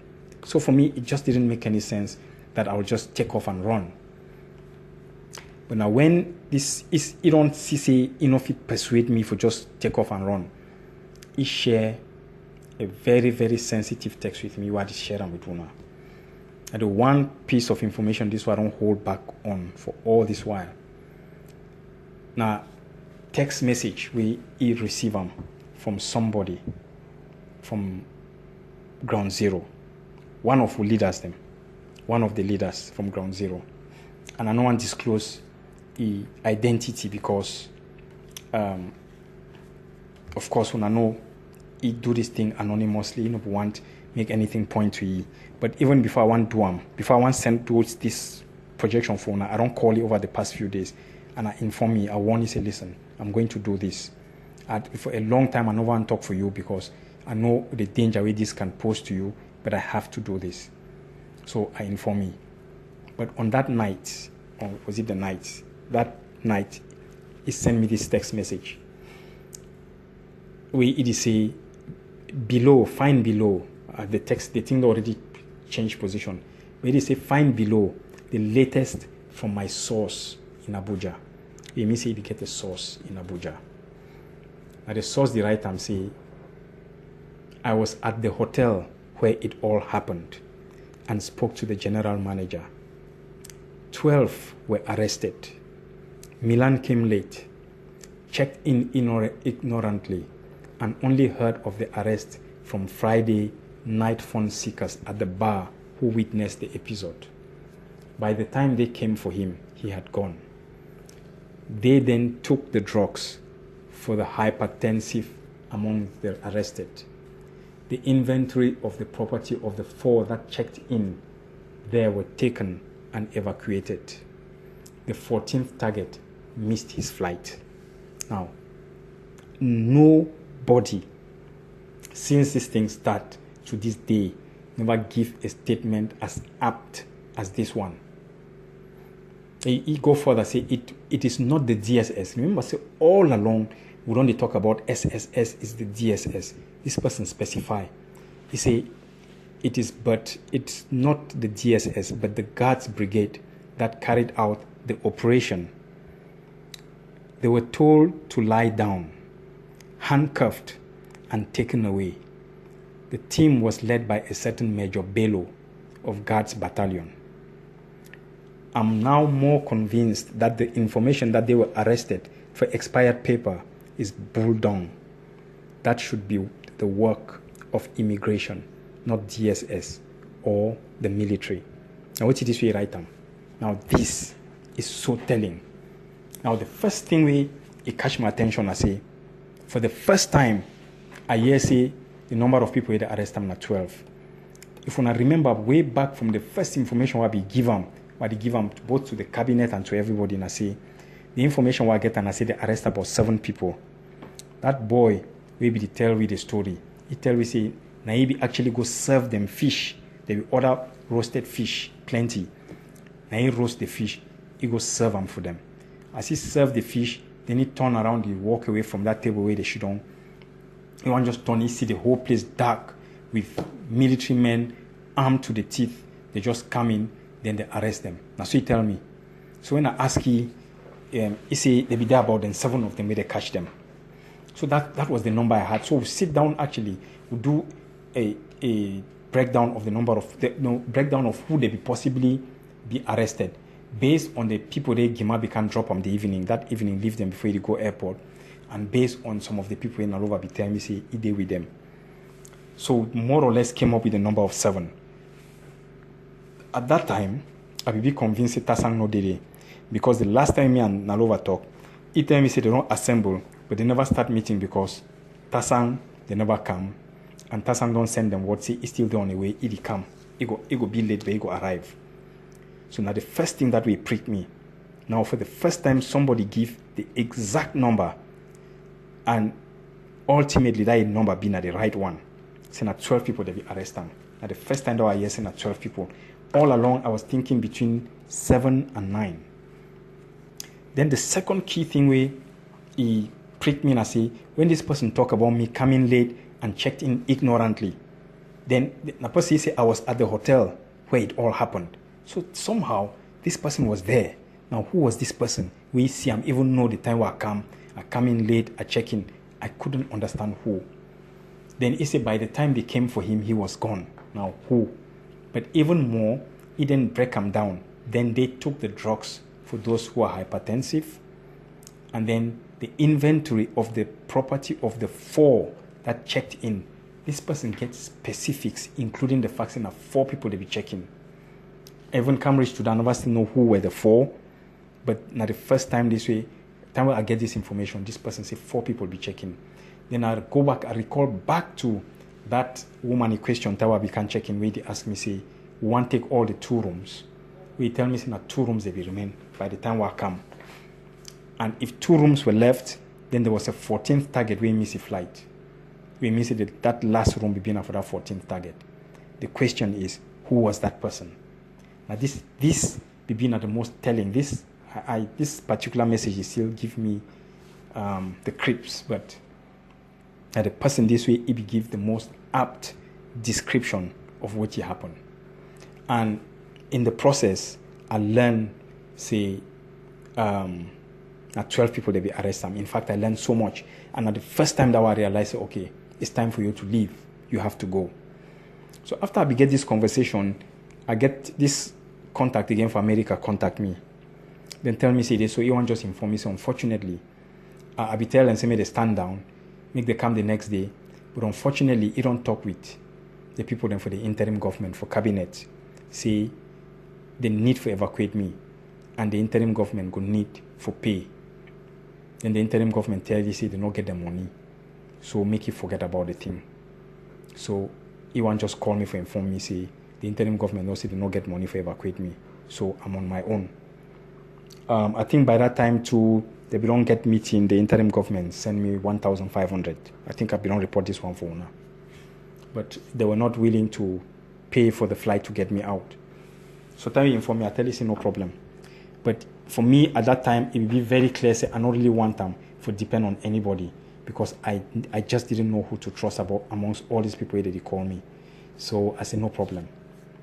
But one thing was clear to me. 1, there was a clear and present danger. 2, they were looking for me as well. And 3, this thing was bigger than we thought. So in a nutshell, now what it this way, it passed prior until the arrest at Nera Hotel, where I know say a lot of people, they don't ask what happened, they want to know. I don't talk, a lot of these things I might already discuss them, but a lot, I think at the first time this is why they open up about them. Not only opening up, but they actually put in front of Una the evidence. Una go see say for this person in name, where he be send this message. I don't put in name say September because I just didn't want to put his real names. But now one of the leaders them. And in fact, when Abdi tells Sarkozy there is a lot of sensitive information we will not give. One of them being say, there is somebody that we all know. He's a public figure. He's one of us. If we get this information within, I sure say be within 24 hours, if you already get all of this information. And I feel say, if a proper investigation was conducted, and we then link the investigative team to this person, it will give we far more information than we ever imagine. But then again, our friends were not interested in carrying out a proper investigation. All they saw was an opportunity to attack the people where they fear, or they fear say they be too powerful and they need to destroy them if they want to be secured in their powerful places. So it be unfortunate, the pity say, you get people in positions, or we get people who don't identify them as leaders, where they not get, they just don't have the capacity to think beyond themselves. But now the breakdown this of how the conversation, the discussion, everything, my discussion with Nalova, the planning of the meeting, it take me to Nera. One thing we be certain, I say, Nalo will be aware of that meeting. Now he organized the meeting. And again, my personal analysis, I say, Sisi Kwan leave the US to Nigeria, you know, we get any intention to get a meeting. But then where did the idea of the meeting come from? My analysis, I say, as soon as Sisi could land, Nalova be persuaded, convince, say it be very important to organize a meeting and bring all the people them. And most likely, if you tell you, say, okay, if you want a more get meeting, you drop the agenda for the meeting. And that's how Nalova came to me now, the day before the flight, and said, can you drop the agenda? Of course, if you don't go tell a person, say, we need for get meeting. If it been a Sisi idea of what we want for a meeting, if we come up with the agenda for the meeting. But because it wasn't his idea of the meeting, he tell the person we want the meeting, say, okay, you draw the agenda. And of course, the person came to me. And I don't show on affair, clearly demonstrate, say, now until after the time of the meeting, when Nalova did draw some kind of a draft agenda to send for me, which did not even make any sense because it had nothing, absolutely nothing to do with the meeting itself. At least that's my judgment. It sounded more like a cabinet meeting than a proper meeting of just comrades within Nigeria. So if you ask me, I'll tell you, say, Sisiko sitting where he is, Karish today, he never still understand how that whole thing came to the point where they arrest them. People don't talk, say, no, maybe they track people, their phones and so on. That is a possibility. But if they track phones them, somehow the effort, the extraordinary effort where Nalova make me a leave, come Nigeria, tell me, say, it wasn't an accident. It was planned for a while. It was discussed, and they will take the decision, say, even if we get the people from Nigeria, there is one person that you absolutely must have in that place in order for the thing to be complete, and that was me. So it just happened, say, as usual, people, put all their plans, the best laid plans, but the plan they go astray. Somehow I did not arrive in time for it to happen. But the question was, when this whole thing happened, why Anabi talk, Anabi give a lot of this information? Personally, it never make any sense for the talk about Nalo or anything when she was herself in jail. And I just feel like it's wrong, it's unfair for me to call her. So I'd rather take all the bullets, or as many bullets as possible. At the end of the day, I'm not guilty of anything. But at the same time, it is my responsibility to protect people who are helpless. So it don't always be my conviction that with regards to this. So as a result, I just decided to hold back whatever was left. And of course, I will hold back knowing that when the time comes for the investigation, of course, if it's a credible investigation team, I will want to sit down with them, explain everything. But before I explain such sensitive things with such people, I need to be sure, first of all, who they are and why I will insist on terms of reference. Of course, I don't tell them about names of people for Ewa. I cannot give them out unless I know that I cannot give them out simply because I want to talk. Then I go expose them to more danger. That's definitely something I'm not going to do. So I'd rather people speculate and say whatever they want, but as long as I know that I'm doing the right thing, I stick by it. So this one, the first part of this whole Nera saga and how we got to the place. So that we got to. At the end of that whole saga, I be there in touch with cabinet on a daily basis while at the Abuja. I be to give them updates on a daily basis on what I did. When I met with the lawyer, I updated them. But one of the things I be tell them right from the beginning, I say, whatever you do not favor any narrative that says that these guys have been moved to Yaoundé. The people are still in Nigeria. The Nigerian government is holding them. They don't own up. Even at that time, I think at some point, the foreign minister be own up, say they did Nigeria. We need to use that to apply a lot of pressure on Nigeria, not to let them go. But then again, you're dealing with a bunch of people who are more excited going onto social media and shouting at the top of their voice rather than sitting and analyzing and asking themselves some really serious questions. So, of course, they be the first as soon as, what's his name, Chiroma, make announcement, they jump to, they go make the same announcement. They just play, in fact, according to the game of Yaoundé, which was unfortunate. So, Kosma Sambe, be set up what was called the cabinet, FRA, the Federal Republic of Ambazonia cabinet. He put me there after that whole thing. So they get a series of meetings. I follow the discussion. I tell them every now and then. I give them advice on what to do, and of course, I remember Sabi actually and Milton, maybe Milton, JC, and whoever else, be part of that cabinet thing.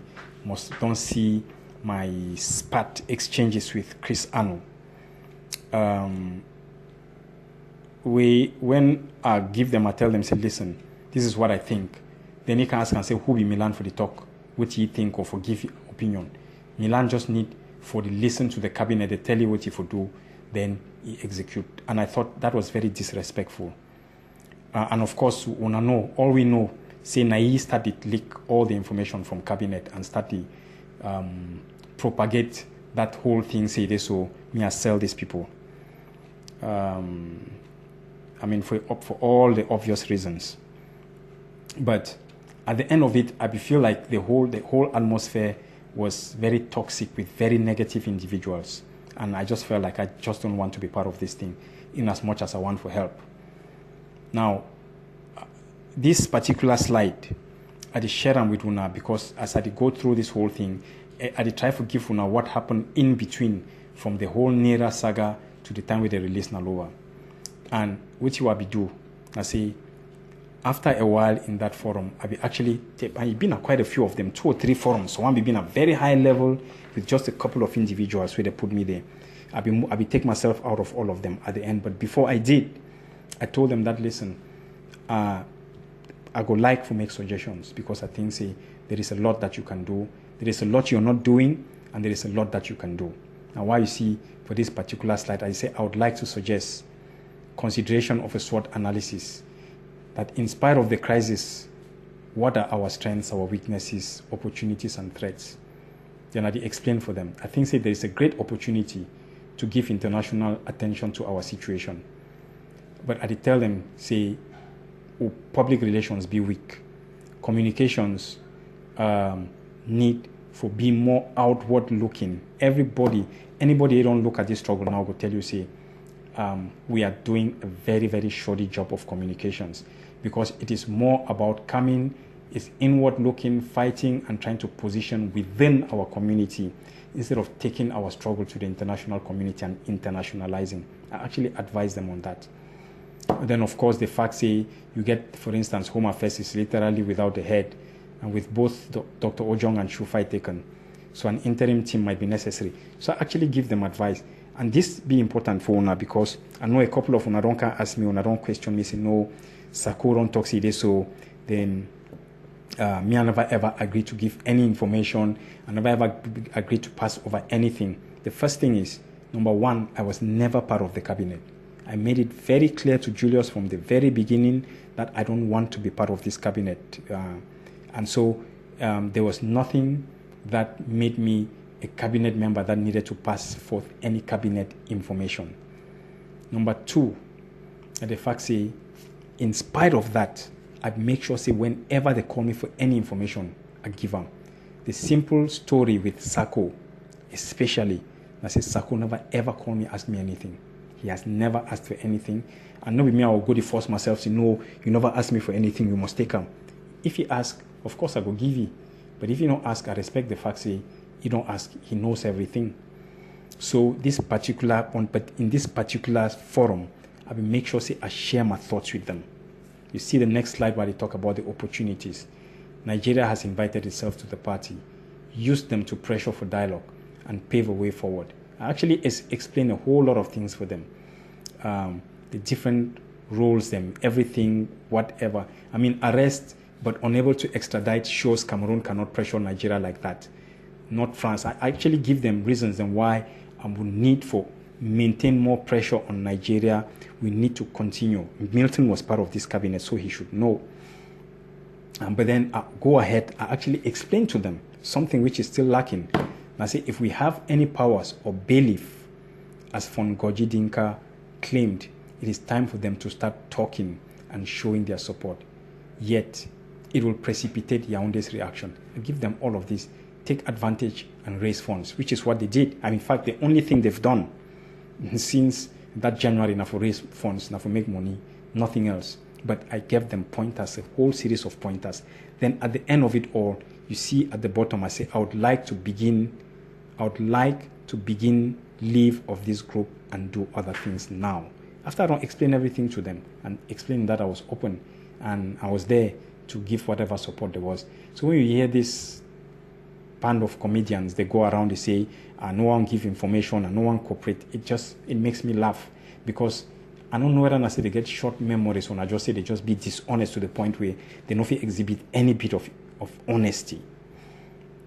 Now, through that whole period, as soon as Sako be appointed, the first thing we'll be doing, I say, I be actually send you private message and congratulate you. And then in the process, we'll start to talk. Now, this particular slide where the share Butuna, again, I tell Nasina the in between, specifically because the time where Siseko Ebini come contact me, tell me see this, so he don't meet with Sako. Sako tell you see this, so me are the insulty, I they talk negative things about you. So I say, what are you talking about? So he say this, so me I call he be irresponsible, he no get leadership qualities.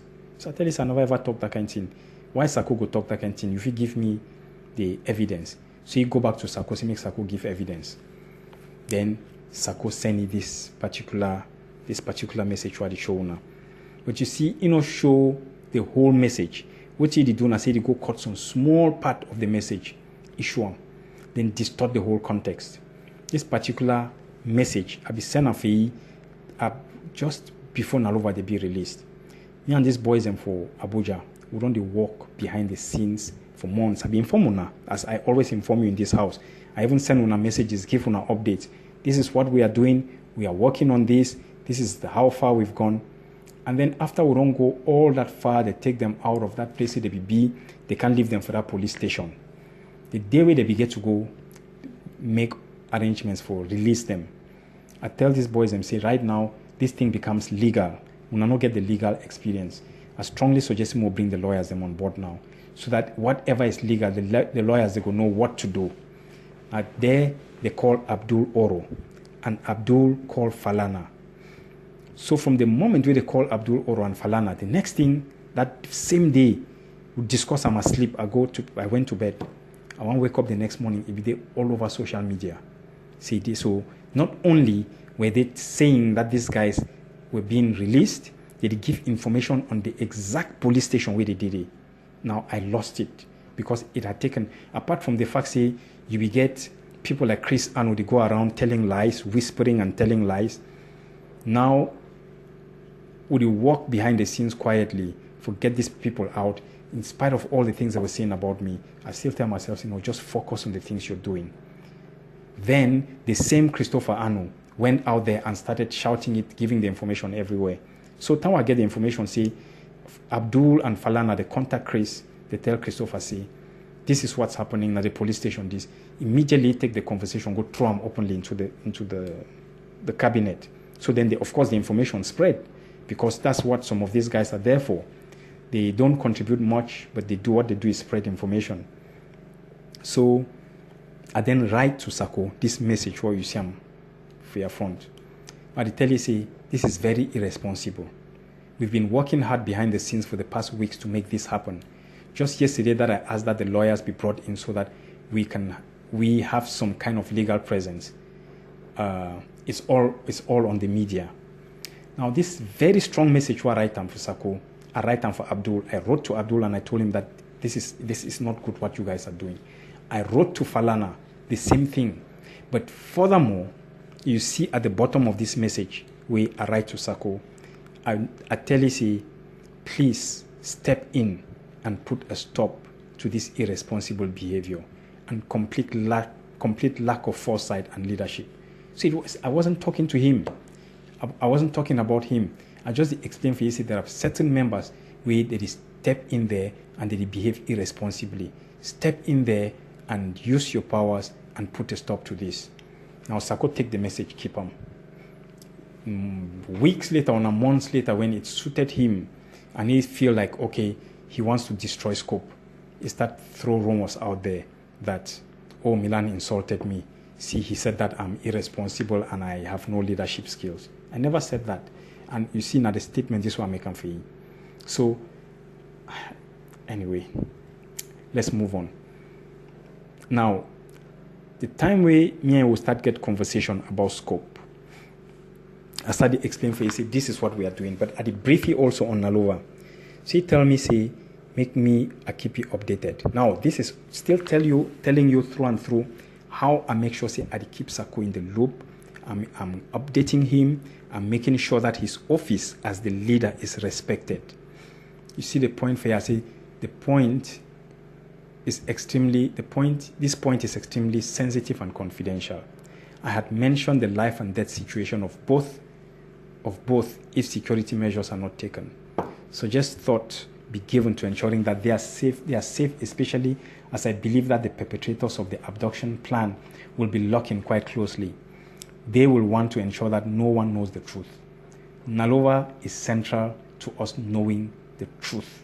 I tell Sako, if we want to know what really happened, we need to get Nalova to talk. And for that reason, we need to make sure that we ensure her security. And I even write for that message, we need to prepare for rapid deployment out of the country if possible. So I explained these things and with through and through. You see, his response was noted, thanks. They ask and say, has Gima been assisted? Because Gima don't spend, by that time when they release them, Gima don't spend upward close to $2,000. Am I right? Maybe, yes, about $2,000 of your own money. So I said, made a reimburse you. So that's what he asked me. And when I give you this response, he just said, thank you. That was it. That's Sako. So once again, on the 5th or 12th of March, they continue the update. And by this time, Nalova had already been released way back in February. Now, she was calling me on a daily basis, every single day, countless times. And she was having this problem and that problem all the time. So then I finally write to you and I understand why they need to support you. I mean, she was part of that cabinet. She was part of the people who helped to raise the money. She was part of a whole lot of things. I mean, she was central to everything. You know, because they don't incarcerate you, then you get a new leadership. The new leadership just abandon you. So I wrote to him again. And I said, hello, AP. Hope you are well. It seems Nalova has been abandoned to herself. No support, no return of costs of the gentleman who had been helping out. I'm getting really exasperated, especially with her calling me daily and literally begging for help. And Gima has stopped supporting us. No one has even called to acknowledge his support. I am worried. Now, it is what I tell you. But, of course, he come back and say, but this, you see this message for down. He complains about why Nalova the complainer for me. You know, the complaint for ye. Make Nalova call na he tell you. And I write back now. You say, called me, but why is she not calling me, but she calls you daily? They need to complain. So I tell you see my response. I'm not sure about others, but I understand from her that she's not keen to communicate widely until she reaches safety. Made me promise not to tell. Listen, she made me promise not to tell, not to ask her to tell me what happened, as she's not ready to talk yet. I imagine that she is still traumatized and needs time to regain herself. The least that can be done now is to take her to safety and then get to the bottom of the issue. I had made clear that I'm taking time off until ending March and had referred the matter to the IG. The non-action is pushing her to call me incessantly, pushing me to take it up again. I have also reverted to you because you had specifically requested that I inform you should anything come up, something like that. Now, I'm a conversation that with Sako. Not only did I give you pointers to the things and the facts they be important to make sure so we'll get to the bottom of the issue. I brief you regularly, but he was never interested in getting to the bottom of anything. All the man was doing was just grabbing for himself and like he told me himself, trying to consolidate his power. That's all he was interested in. So then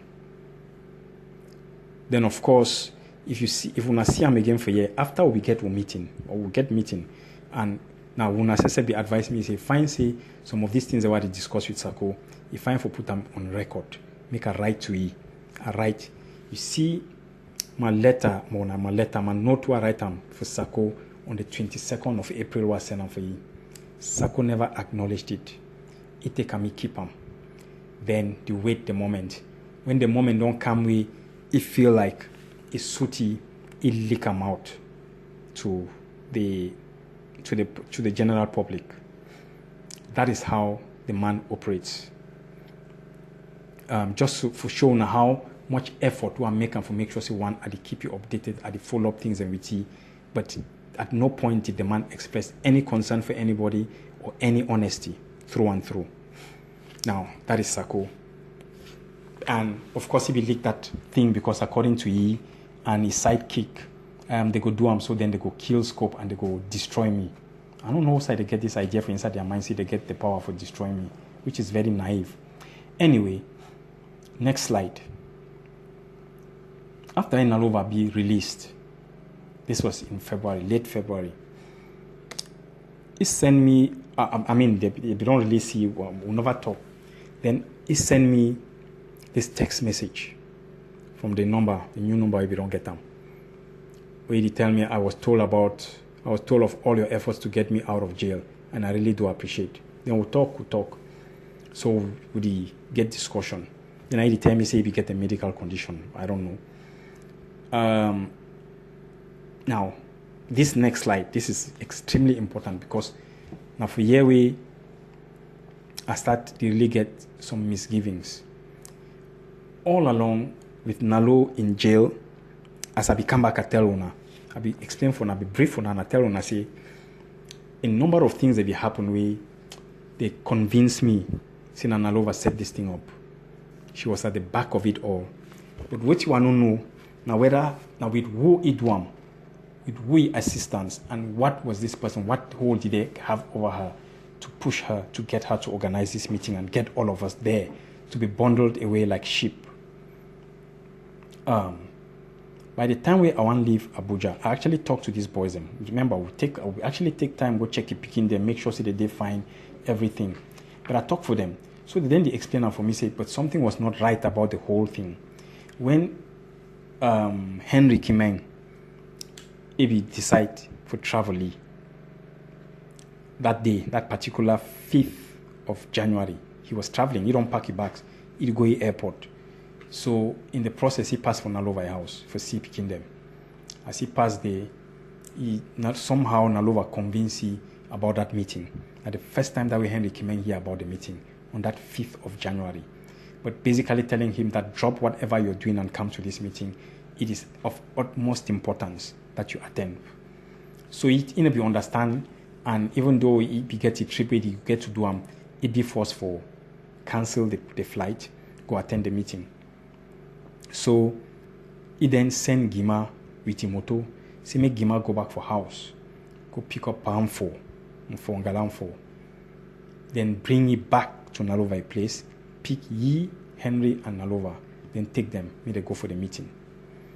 So when he go pick up Palm 4 to the complaining Samoto, so they understand how Sisiko go just come back, he don't even bother for consult people, he don't know what to be their plans, he just comes, say, me, oh man, just drop what they do, they come for meeting.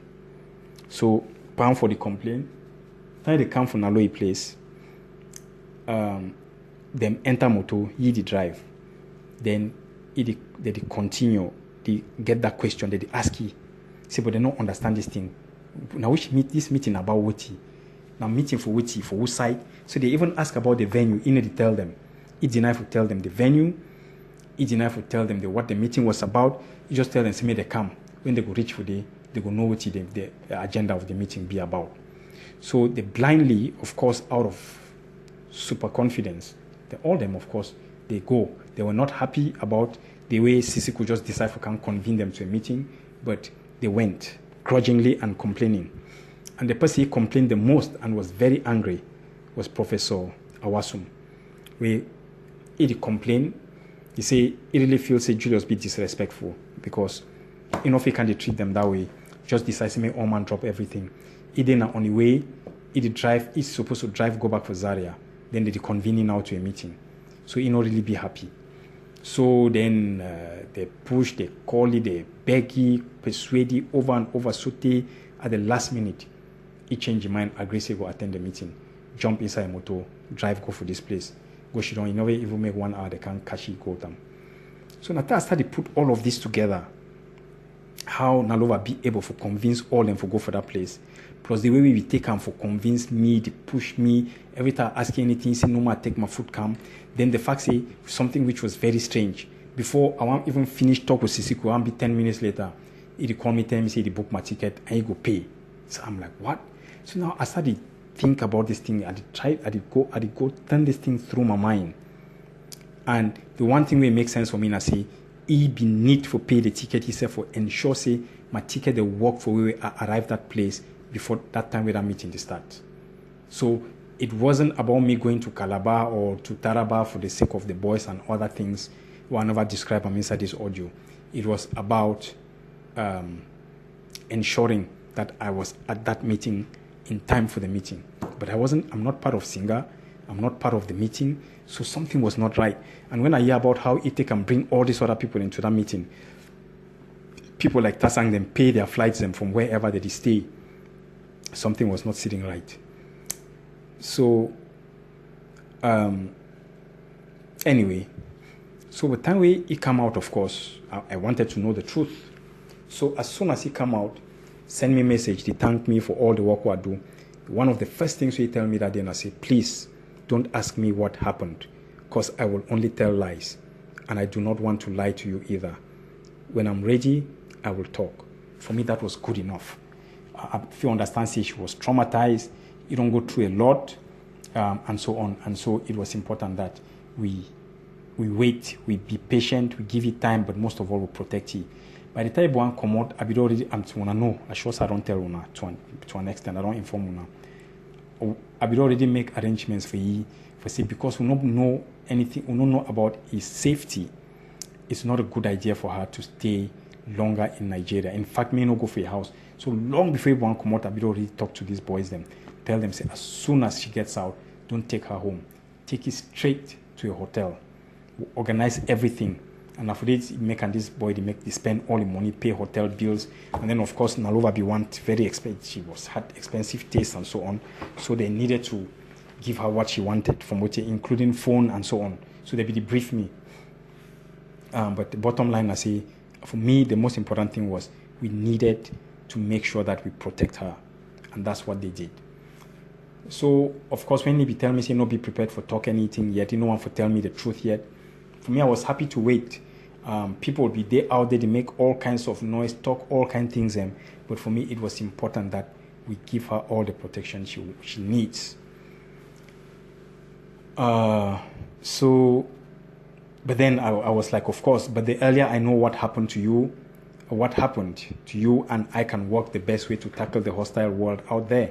And for me, I will not say two things. You need to, and it goes back to what I was saying to Derek.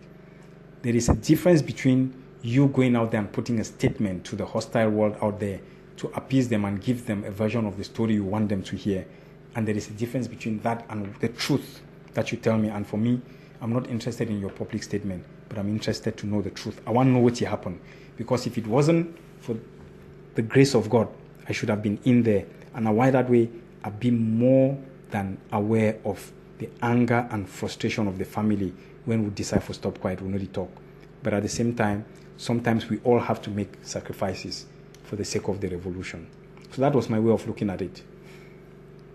So, of course, as I talk in between, she was always calling, updating, sending text messages almost on a daily basis for the straight 2 months or so. So now some of the discussion and this way me I be to get them about what kind of follow-up and so on. Then he send message, my thank I make it for that blender I be carry. We should say by then if you don't go for a house, go see the blender I buy and can keep on for day.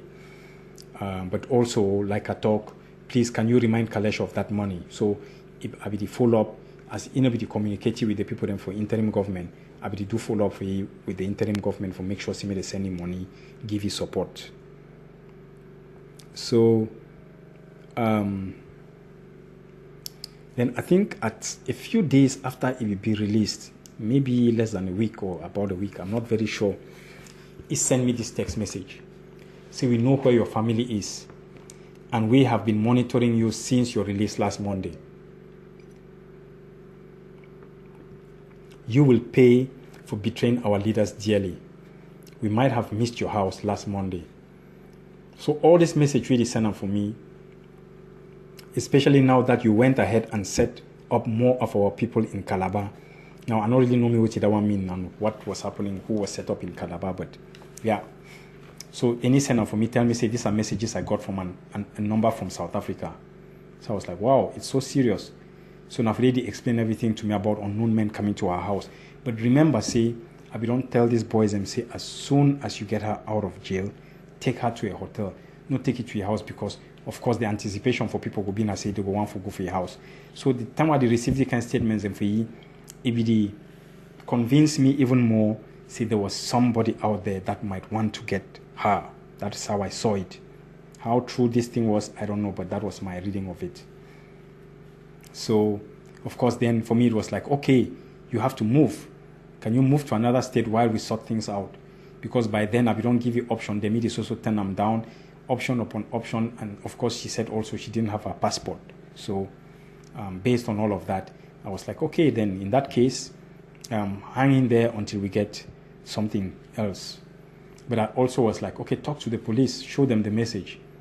So he said, okay, let me see what I can do. And that was the last of that conversation.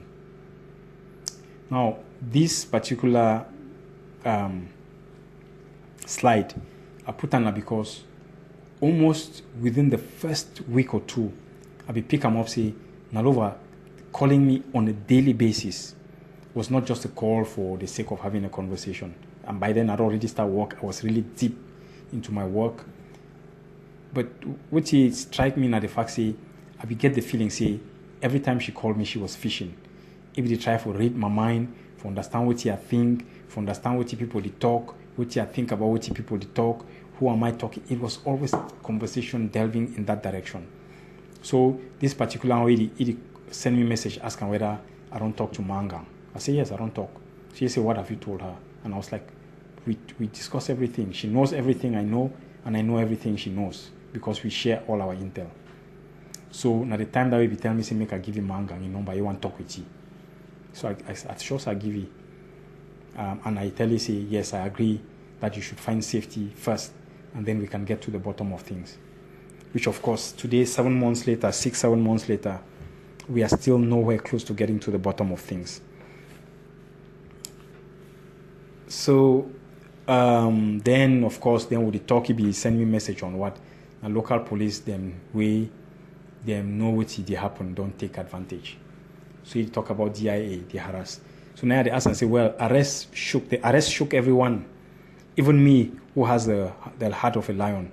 I understood that the dynamics had changed. I had never believed Nigeria could send anybody back. For me, that was the line. And the fact that I was being looked for, with even the governor tapping the table and asking how they could have missed me. So now the time you say, no vex, na revolution them day. So, but in the course of a conversation, of course, a number of things that come up. You see this particular slide now around that time where they say Mebengo, he be arrested because he give money for Julius. So for me, it was like, that's the time when they send me that thing, I was like, forget this thing, there's no such thing. But the thing be they come up recurrently. So I remember to say, time be day when Nalova be say, we need for call a number of people them for high places who talk to them, make they support the struggle, make they give money. So part of the reasons and why I be actually discuss me and Sisiku and I tell you some of the things I want to be happy about being after that whole conversation and which he become out of that conversation. So I told them that, you know what, I just don't want to be part of this thing. So when this thing come up, then I be think, did they talk to this man? How could they have spoken to him and so on? So I asked him. Say, I asked him, this man be give money. Then, answer. And I ask you again, say, this man give money for this next slide. Then he write me back, say, don't worry about this. Say, no worry about them. So he changed the topic, and I just realized he no one talk about them. So for me, that was good enough. If it's confidential, very sensitive, don't talk about it, then I don't talk. Now,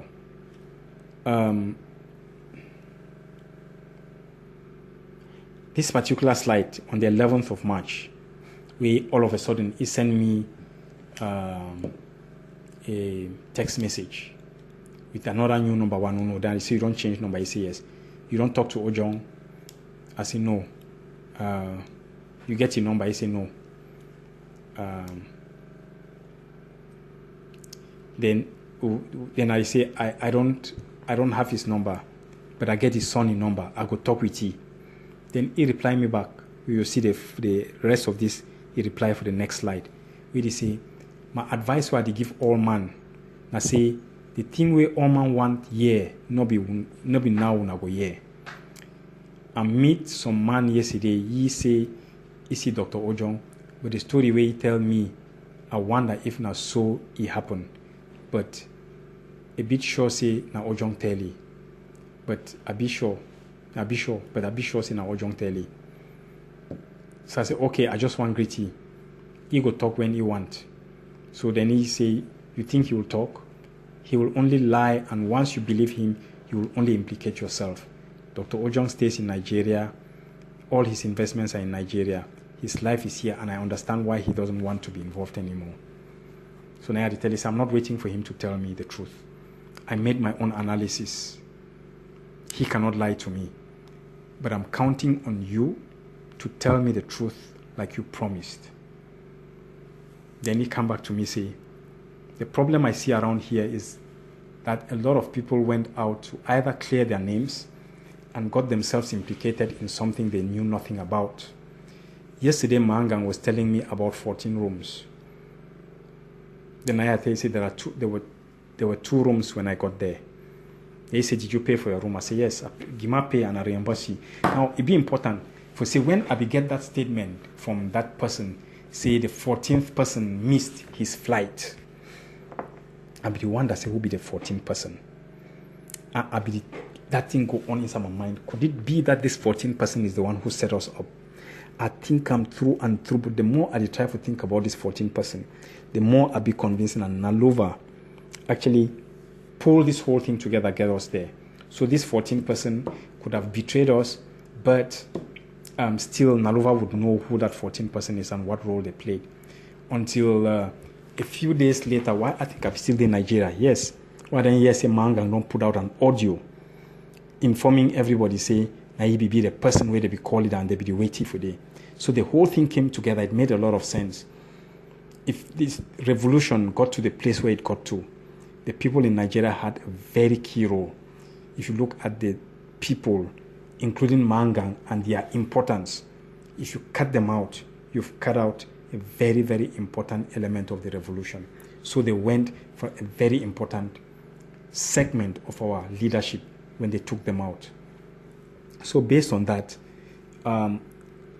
if you understand why Mangang they talk about 14 rooms, maybe now because EBS said they target 14 people, so they talk about 14 rooms. I don't know what you want to know. I say by the time I get to the hotel, that one be telling me say the 2 rooms. So we will take the 2 remaining rooms.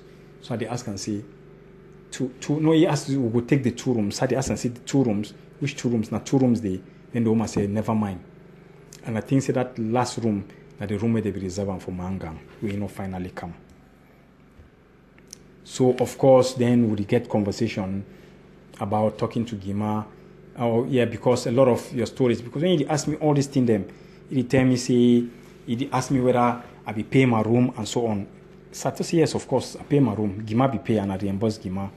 So, and I don't know if you don't meet Gima, how come you don't know these things? And because your stories and they add up when I listen to Gima version and your own. So he say if 2 rooms were left, how come you paid? So I said they were booked, not paid. And I know because the girl at the reception asked us if we were taking both rooms, seeing Gima and me. You should ask Gima and KK. So now yeah, I say, well, my dear, I'm not talking up to anyone. I know how many rooms I paid for. And good thing is I used my credit card. So it's in my bank statement. I just need to print it out. So now the kind of discussion, and this will be the discussion, but the more we discuss this conversation, the more I be persuaded, say, Nalova was not interested in telling the truth. She was interested in digging what were the weaknesses in what other people have said in order to pull herself out. So my response to you, I say, like I said, it's important that we get to the bottom of this thing and then we find a way out. So now you say way out, there is nothing like a way out. We need to get Sisiko and Co out. And my response to her was, they will come out, but we need to know what we are dealing with. What happened? Who planned this? Why bring all of us all in one place on the same date? What was the plan? How many people were involved? What was the stake? Once we get a complete picture, we can determine what we are dealing with. And based on that, we can plan for the next step. And then I go ahead and I say, once we have a complete picture, and based on that, we can plan for the next step. I can find people to dig deep into the regime and put in place the same plans we had for Alfred and Co. But I need to know what I'm dealing with first. I will not go on a blind date again. I was very categorical. I'm not, if you just come back, tell me, you know what, forget about everything that happened in the past, just trust me. I need to trust you and I know exactly what happened. And to this day, I don't know what happened.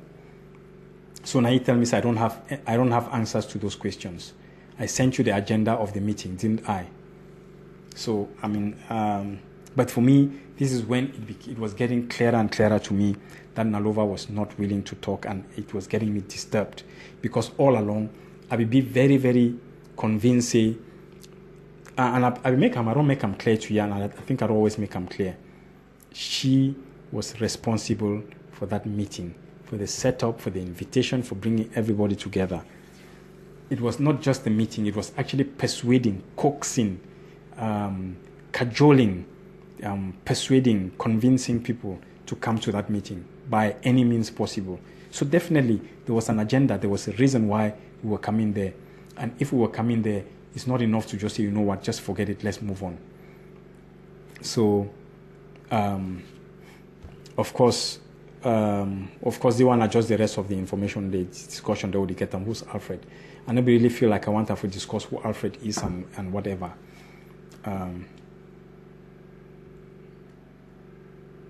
So this now, another time we get the same conversation again. When did you get all this social media, Mickey Mouse superstardom? Did they kind of throw all those things they did throw them? It go fix, fine, and cancel them for me, which I found very insulting. Because on the one hand, you know the truth.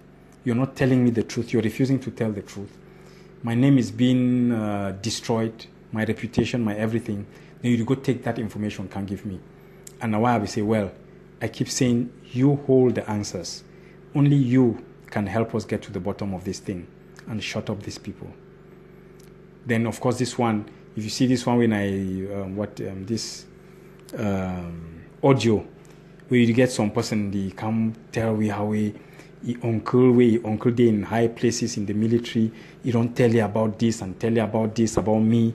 So now when you sign up for me, I just laugh. I say, faceless, nameless persons with a faceless, nameless uncle with no evidence and no confidence. So Yaoundé must be really scared of me that they have to pay these spineless poor things to churn out poorly rehearsed audios. So, of course, now I talk, I'm at pushy, tell you, so we need to get to the bottom of this thing and get to know what happened. And you write back, say we should stop trying to look for who sold us out and focus on what is at hand. Doing that is just trying to take us back rather than trying to see how to save those in detention and move forward. All those audios are only causing distraction.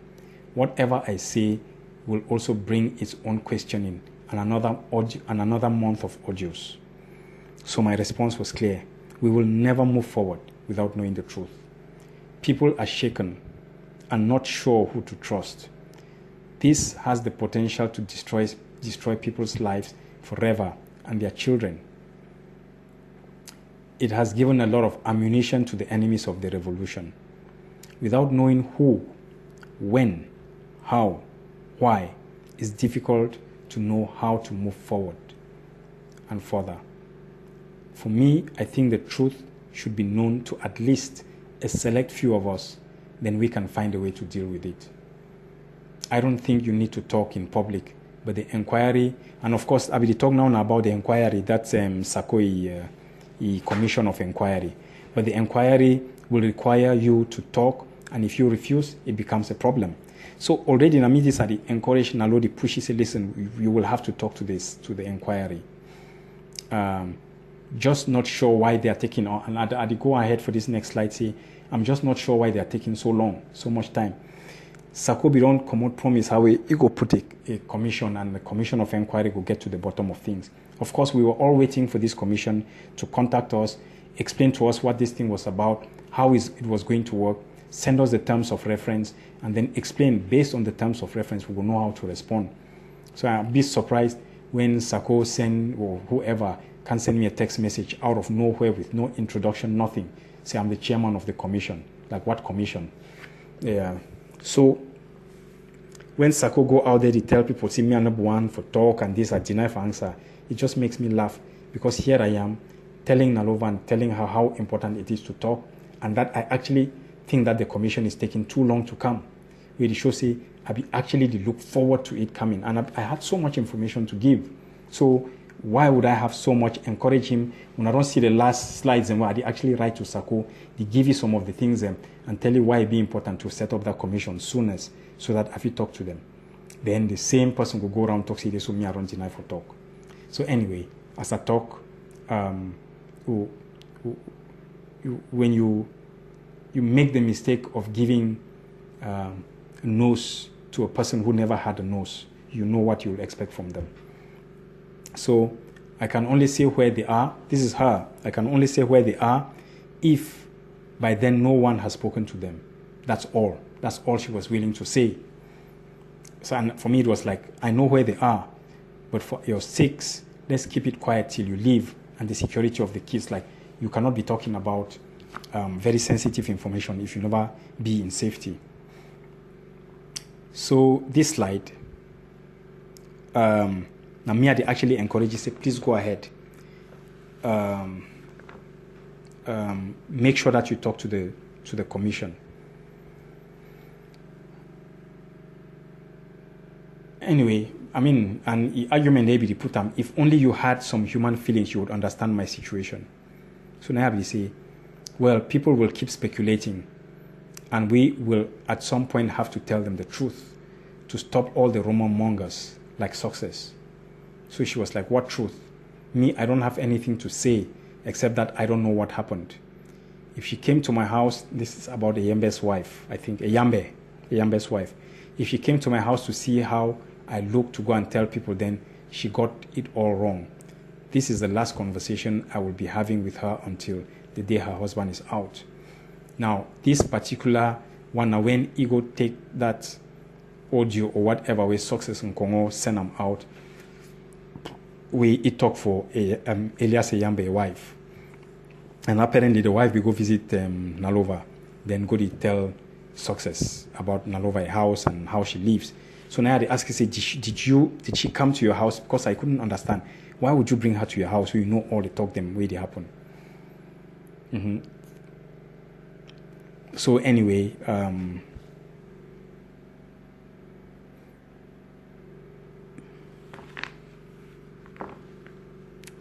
so at a later stage, and I think I don't raise this issue already inside this house. I tell you, I say, if he actually contact me, tell me, say this, so he won't come visit me, he won't come for our day. And at that point, when he tell me, say he won't come, something did not sit right. So I discuss with my man. I tell him what he say they propose, what he think. He tell me, say there must be something behind. Don't just say no. Find out what he want them. So now for them, we then talk about visa applications and everything. And as I've already explained, I'm for house. At some point, I tell you, say for you forget visa, you need to apply. But for apply, it needs a letter. And for get that letter, you need to send me a copy of your passport. And after the way then can tell me say it will be complicated. If it come because because he passed. No. Say he would rather send me a copy of the old passport. So I'm like, why an old passport? Then he did say there is a complication. So now for that I just realized the plan was not really to come. It was to know where I am. And for me, I got the answer that I wanted. So I said, don't worry, I'll meet you somewhere else. This Rwandan are complicated. Let's plan differently. Then I closed that conversation.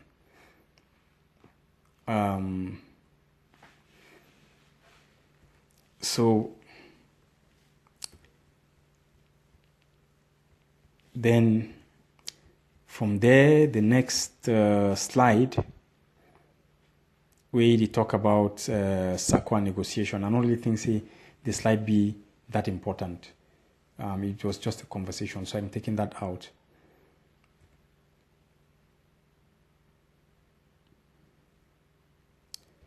Then our next conversation. Now, when he contact me, this was on the 2nd of June. Say, I need you to articulate this quickly for me. If you meet someone who is ready to hand 2 million, but wants you to articulate to him what his money will be used for, what will you say? Please, it's urgent. And how it will be paid back. So I say for the struggle, he say yes. So now they ask you, what did this person want in return? You see, he hasn't said. So I say we need the whole story. For this next slide. It's tricky if there are any blind spots. So talk to him, and then you let you and I talk. We need to know their interests. So they need to tell me, say, nobody will tell you that, and so on. Now, on the 6th of June, and now from here I started to get the feeling, say, something was not right. There was something that was definitely, there was some information we now don't need them. It was not, she was getting too close. When he sent this message for me, 6th of June, he said, are you there? I need some answers. Now, remember, say, this 6th of June, now already after the launch of Scope, and after that they will sit with Mang Gangdem and so on. Then they talk about the need to go out there and tell the truth. The time has come to do that. Then almost immediately he contacted me. So one thing for me, be sure, I say, you don't get that information. And because you don't get the information, now it try to get some kind of info on me. So he send me a message. Say, please, I need some answers. What clan in Mankon is your father from? And your mother, and now your mommy be Bafochu. So I say, why? Now would he ask? I don't know these things. And he said, I'm talking to someone, and he wants me to clarify him on where you come from. On which village in Mankon. Myself, I don't know my own clan. So of course, then he go ahead to say, where did you stay? Where did you used to stay in Bamenda with your father? I won't give him your father's name just yet. I'm like, what? What are his full names and your mom? So, who's this person? Then he say, my friend. Now, which will be very interesting. And I say, while all these rumors and all this talk don't go on about me being this, I'm Bamileke, I'm Fumban, I'm this, I never ever really bother for talk because it helps me. It takes away the attention from my family. The people where they speculate, talk, all kind of lie. The more they talk all those things, it's good because then what it does is that people don't actually go close to the people that I don't want them to go close to. The fact that they talk all these things no will change. So for me, this digging this kind of information for me was like, and friend. Now which kind of friend we know even one man know who he be in name, but he want to know everything, including my papa, and my mommy, papa, and my clan, and my everything. So I was like, I'm sorry, I'm not going to give you that information. So I had to go ahead and say, I need this. And if you can remember your granddad's name, because I know first know my own. So I said, me neither. He said, give me your mom and dad. So, of course, tied on the push, I just decided not to talk. That was the 6th of June. 7th of June, she came back. When are you going back? I said, this weekend. Why? Just asking. So then, conversation. 10th of June. Good morning. You go meet me next week. Where? Ghana. Then, of course, I'm like, I get to go back for work. But let me see. Now, at the same time, we would get this conversation at the chat, me and Roland. I tell Roland, say, listen, this is me and we don't talk about this thing. This is what's happening. Look at this. So Roland tell me, say, don't close the door. Continue to have a conversation. We need to get to the bottom of this. So Issa forgets. He said, just try make we meet for Wednesday. So I say, I send mail today for postpone my trip back to Kigali. I go make you know. If them accept, I fit visit you before I go back for work. By then, I don't talk with Roland. Roland tell me, say, listen, make sure, say, you give her the impression that you're going to come. And of course, then with the push from there, and now my conversation this week to Roland at about the same time it happened. So then, but you see what will be a bit strange, and I say, prior to that, Derek, he text me the night before. They tell me to say, I need you to go to Ghana. You have to go and do an interview. So my question is, why should we spend that kind of money to send somebody to Ghana just to go sit in the studio and have an interview? We could do a Skype, or we plan better next time. So that morning, incidentally, and for me this was mind-boggling, Derek on the one hand was sending me text messages pushing and saying Ghana needs to happen as in yesterday, while Nalo on the other hand, they pushed to for your own side, say make me and you will meet up for Ghana. So immediately I tell Roland, says, listen, something is happening here. It's not looking good. So Roland, that way he get the whole thing in sequence.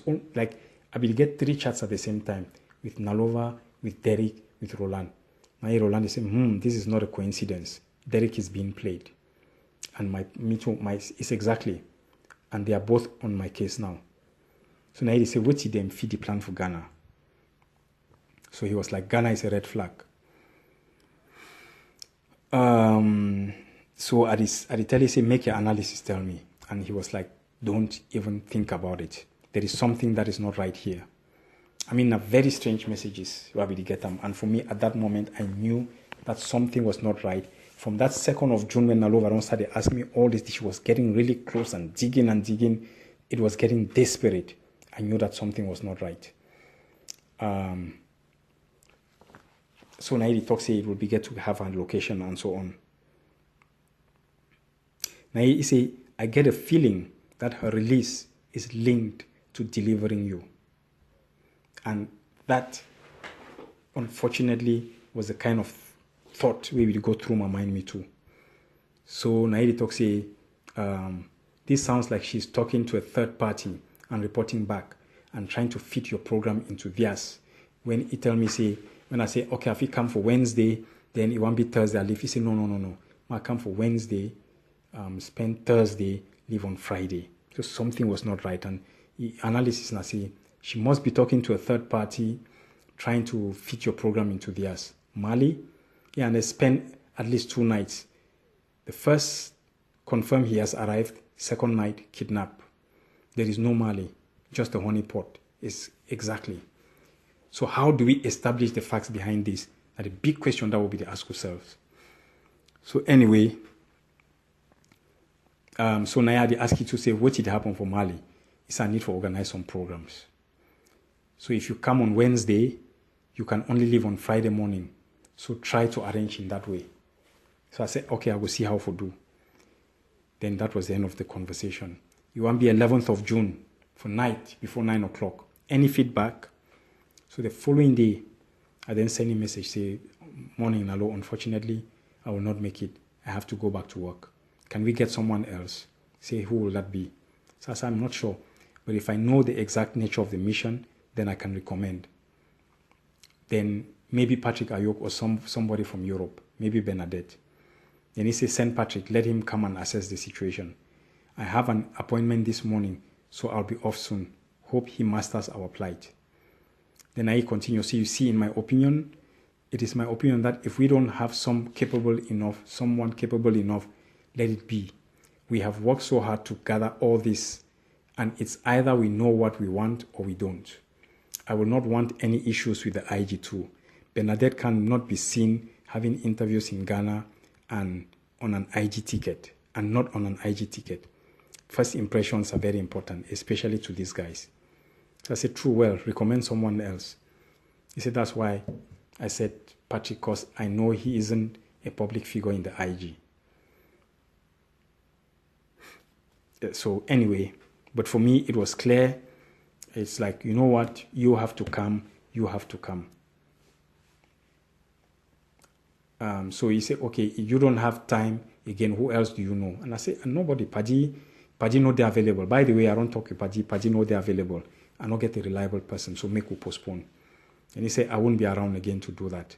I said, then you just set up the meetings and give us the contact so we follow up. And by the way, Paji said that there is somebody in Ghana who can do it for us. So, but the interesting thing, I say, on the 9th of June, that evening, Derek Tubidi sent me, you see these videos, then whether people there for inside Ghana for studio, then he talk about our issue. Then he said, who can we send to Ghana? Then to get that discussion, but not be over, get me time for the follow-up. He said, we need someone to meet civil society there. The civil society has already started talking about it. So I said, but we need to combine the visiting to the leadership is important. Then he said there is an opportunity for interview with Pan-African TV on the 14th. So who will go? So as I said, does it need physical presence? He said yes. So as I said, Skype is good, but we need to meet the government. I was trying to arrange Skype. I said yes, but we need to meet with the government. So he come back to me say, this is geared towards meeting the president.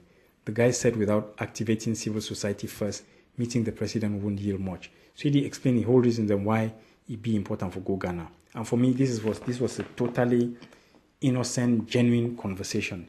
But once you start link them with Nalova own conversation, and Nalova was not even talking about interviews with media and stuff, it was a completely different conversation, but all time to happen around the same time.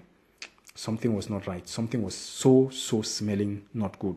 And maybe I'm just being paranoid, but there is good reason for me to be, isn't it? So on that 10th of June, after we don't get that conversation, I sleep me. 10th of June for morning, the same time we Nalo, get that conversation for that 7 o'clock for morning. Derek too don't come on for morning. Hello. Yeah, you left the conversation hanging last night. And when will you go to the studio? So the one we've been about different studio thing. So now he asked, he said, Massa, I'm saying it's already started. And those people on those interviews talking about Cameroon are those who already know. They want civil society presentation and have arranged one television interview. So I say, yes. So do we want to send someone to Ghana just for a TV interview? I suggest we plan well so that 2 or 3 people can go and ensure that we shoot several birds. Remembering that we do not have the funds yet unless you have a plan in place. So he says to connect with this Ghana Pan-African movement if you like. So I say, yeah, I agree. So, but let's see what comes up. So he only push, but who will go now that you are going back already? So I say, let's think of someone, not sure. I'm not sure I can make it. So he said, Paddy spoke about someone in Ghana. But anyway, the whole thing was, something was not right about this whole thing from the different angles between both Nalo and Derek at the same time in the morning on a Sunday morning. So now he said we need to meet. And then we agreed, he tell me, say, we'll meet when? As we meet that Sunday evening. So Derek come house that Sunday evening. Now that didn't worry me because even that Sunday evening, he came and we spent hours and hours and all he was doing was try to convince me that I needed to go to Ghana. While Nalova to put you on pressure too on the other side. So the question was, what is this Ghana about? And when you look at the script, the whole script of the invitation to Ghana, and you look back, way back to late December and early January to my conversation with Nalova to come into Nigeria, they are so similar it really, really got me worried. Now, this thing worried me to the point where I actually started to be paranoid. And based on that, actually, it made me I really be worried. And I will be worried because Derek, one of my most trusted people, them. And I'm a member of this house, this Ngumba house. So the moment where I started to feel like it be compromised or see this, so it do everything in good faith, it give you everything, but somehow he is under the influence of somebody, and that person is manipulating us. And for a whole lot of reasons, they worry me. I was not. It got me really worried, really, really worried. So now, based on this, we around finally come to the conclusion, say we cannot continue to operate as if everything is fine and that everything is going smoothly. As we now know, Yaoundé already the Trocon to South Africa. They give them how much? $480 million worth of investment contract through Anglo Gold and MTN on the condition, say they deliver and that they deliver the SCBC. So there is a lot already that is at stake. And while we try for ensure the safety of each and every one of we and all the people in for SA, we cannot afford for this our own deep house to be in jeopardy. And I be worried, say a lot of things that happen, we get to keep you very worried. Finally, on the Nalova thing, I don't give una in a brief manner, which will make me I strongly believe, say, Nalova know what happened in terms of the abductions. And you know the one for talk. And I know for mine, if you know the one for talk, but he get very good reasons for the game. Which he worry me at the fact, say, somehow she's not talking, but she seems to be playing games and she seems to be trying to play everyone. A lot of families, they're out their way, they never see their loved ones them now for months upon months, and we don't know for how long. While you get, okay, for me, I really don't care. People can go out there and say 1,000 things about 5,000 things, 8 million things of all 8 million citizens. It doesn't bother me because I can withstand all of that. I come from a background where I be trained to withstand that kind of things. But there are people around me who are suffering. From my family to my friends, my acquaintances, people where they support, people the way they don't support me, but they don't get to a point where they don't even know how can you support somebody when you don't even have any facts to back it up, and the person doesn't ever stand up for defend itself. But at the same time, I don't always strongly believe we need for defend Nalo, shield you and protect you as much as possible. But she needs to come out and tell us the truth. For me, the truth, maybe say, I don't care what statement she goes and makes out there to the general public. That's her story. But as far as we be concerned inside Ngumba house, Nalova need to tell you the truth. And if you need to tell you the truth, then we need to take a decision as Ngumba house as to what we want to do. But secondly, that Derek also need to get himself a time to do some real analysis and introspection, and out of that ask himself really how compromised it be, because I personally believe he be.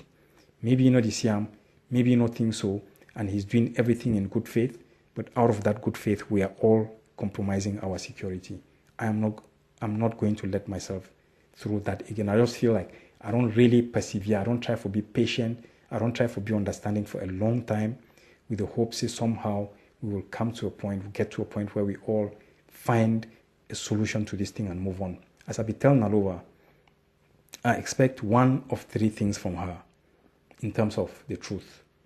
One, were you fooled into doing this thing, organizing this thing? Two, were you coerced, blackmailed into organizing this thing? Or three, were you paid?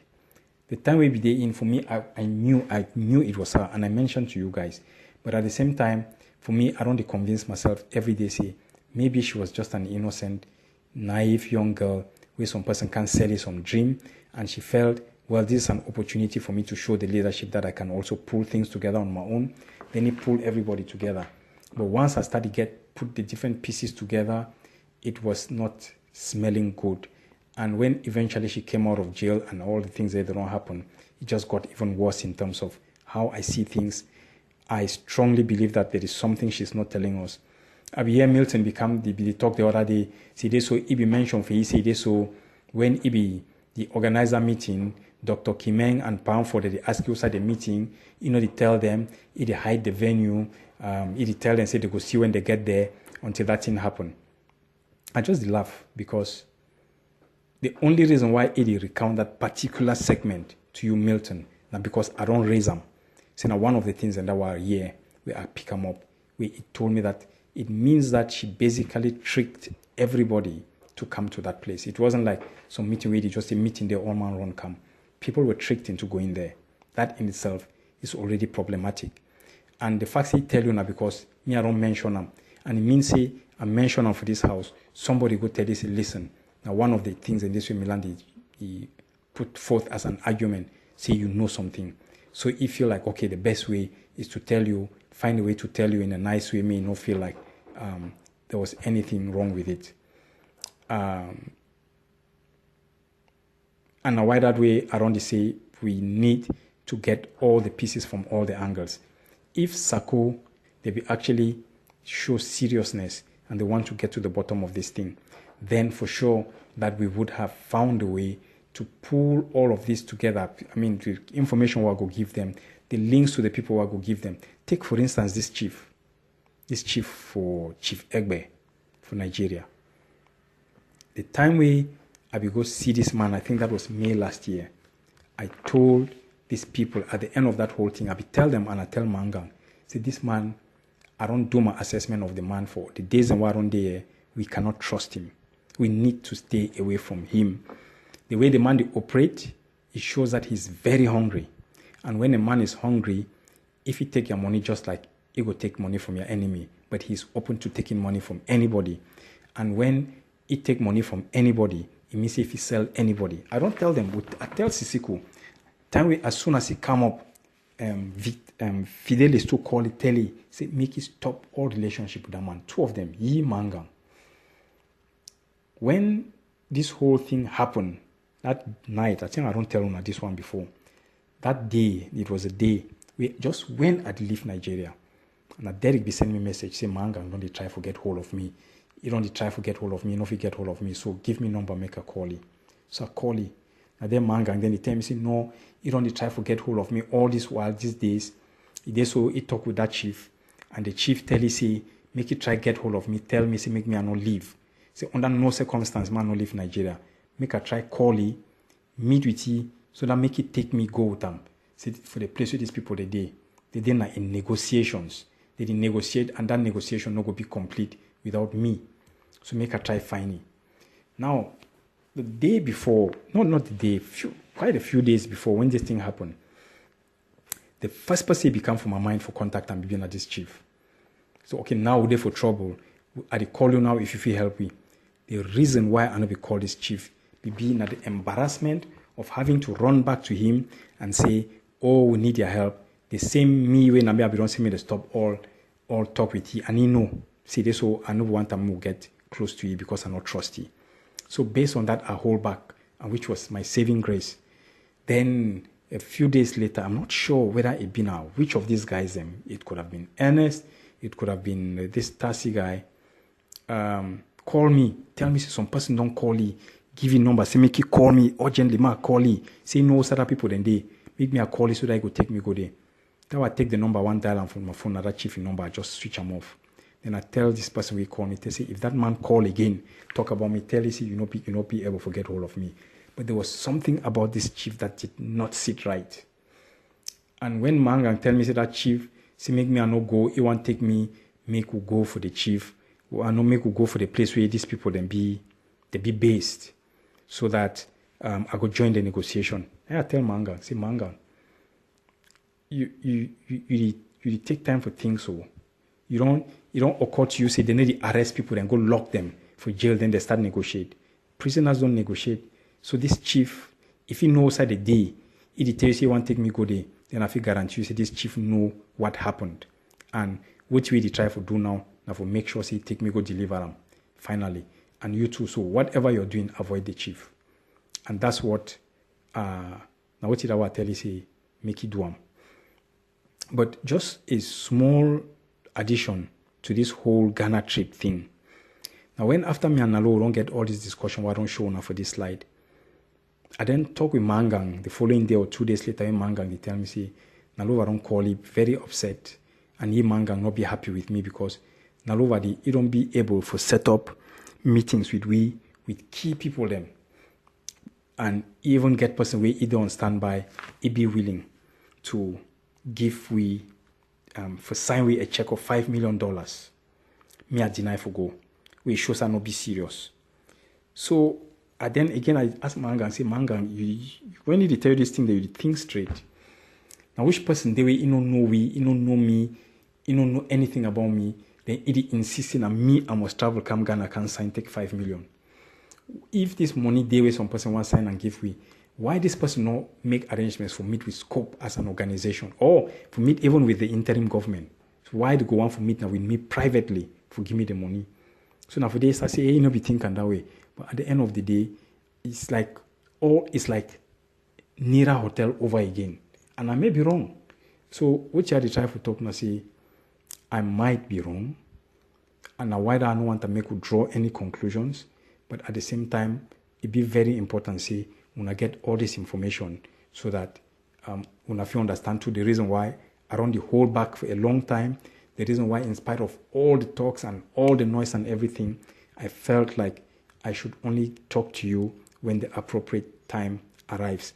And also when I don't be for some of when I don't talk with me privately, when I don't be very frustrated with the fact say I don't hold back for a long time, but I don't do one because I felt I need to think about the bigger struggle, about the revolution itself, about what was good for our people, but most of all also about Naloi's safety. Because no matter what I think, at the end of the day, it is what I think. What I think is just one opinion, and my opinion might be wrong. But that's my opinion that I've just shared with you. So based on this, make Nguma House deliberate and then take a decision. But as far as I be concerned, we have some real security issues to deal with. So now the key question them this one never be able for answer them. And we I don't try and never be able for get Nalova for answer. And we for me, my insistence now say Nalova need to come into this house and will ask you for we for clear the air. Otherwise, I fit tell and I say me I get my serious doubts. Number one, we need to get a clear link between the meeting where they will hold on for Calabar and the arrest. And especially because the message is the first message we started sending for me say I need to come Nigeria immediately. He actually sent them for me on the morning of the 29th, which is just a few hours after the 28th the meeting. For me, if Mangang be correct in the analysis and the dates, then there is a correlation. The second thing, I say, I not still understand what will be the agenda for this meeting. Can't reach today, it never still be clear for me what was the meeting about, especially when I see the kind of agenda we be sent on for me. It really show me say there was a clear agenda, there was a fixed agenda for the meeting. The fact says Sisi Kuno himself not contribute to the agenda of the meeting. And Analova, they contact me, say me I come up with agenda for me, something was not right. Worst of all, when finally he sent me the agenda now 2 hours after the starting time of the meeting, something didn't sit right. One of the things that they don't strike me from the very beginning when this thing happened and when ABS they released Nalova, as will be the follow-up, and the fact that they release it on the basis, say, he be Nigerian citizen, which is okay, same like Dr. Ojong. But which way strike me very much be the fact say on that night, if any of una know that hotel and the distance from Nalova house, it never ever makes sense for me why that particular evening he be decide to take a passport, put them for your pocket. Which is generally not something, they like say every now and then for Nigeria, police at the whole you tell you to make you give your passport, show your passport. So for me, that has always stood out. Like, and as I don't always talk, if you understand why Dr. Ojong will travel from Calabar, carry a passport because you need for travel, carry travel document. But around the thing on the turn inside my mind over and over, why Nalova be take a passport from a house at such a short distance to that place just for go out for a meeting and a drink and then go back home has been beyond my understanding. Of course, as I don't tell Una, the other thing for me, I say, I not still believe, say, Sisi Kubuan come out US, if you get the idea of a meeting in mind. This largely because my conversation with he on that 2nd of January, he never mentioned any meeting at all. And when he call me, say make me a come, me I will be discuss everything except the meeting. Now, what he be stand out almost immediately after me and you will talk, and wait for me a puzzling point, and any of you now know how tight she is when it comes to money and spending. It just did not make sense. Say after we Sisi could call me, he never even make how long. Nalova call me, tell me say they pay my ticket. Even though Sisi could be don't tell me say, since you don't agree so you come, talk for SA, make you pay a ticket, or you pay come, we will reimburse you. But it was just so out of place when Nalova called me almost immediately after that call. Tell me say, I want to pay a ticket.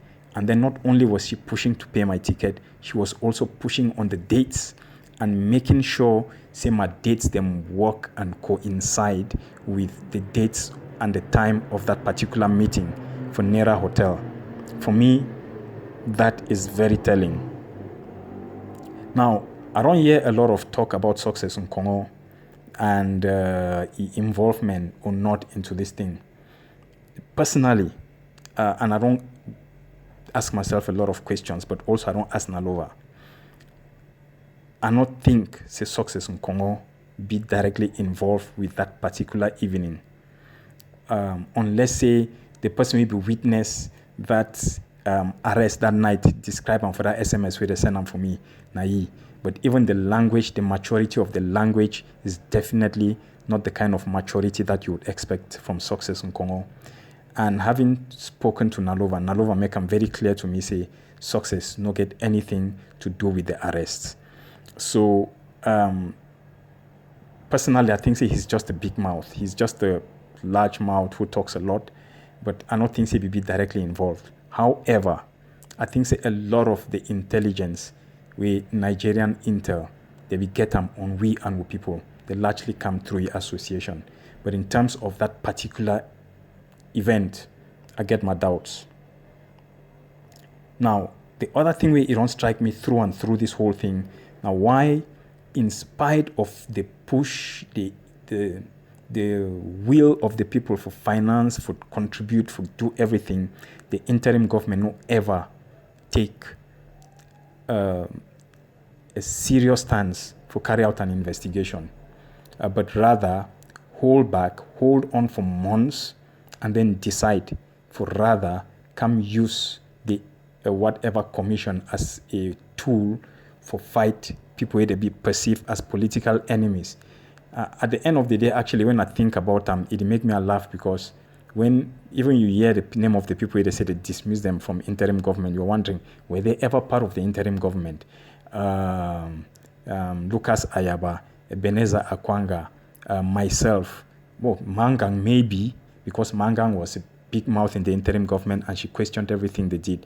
But when you look at the whole thing, you realize there was no real zeal to go out there and find out the truth. And as I tell Sako a number of times, I've got all this information, I've got these pointers.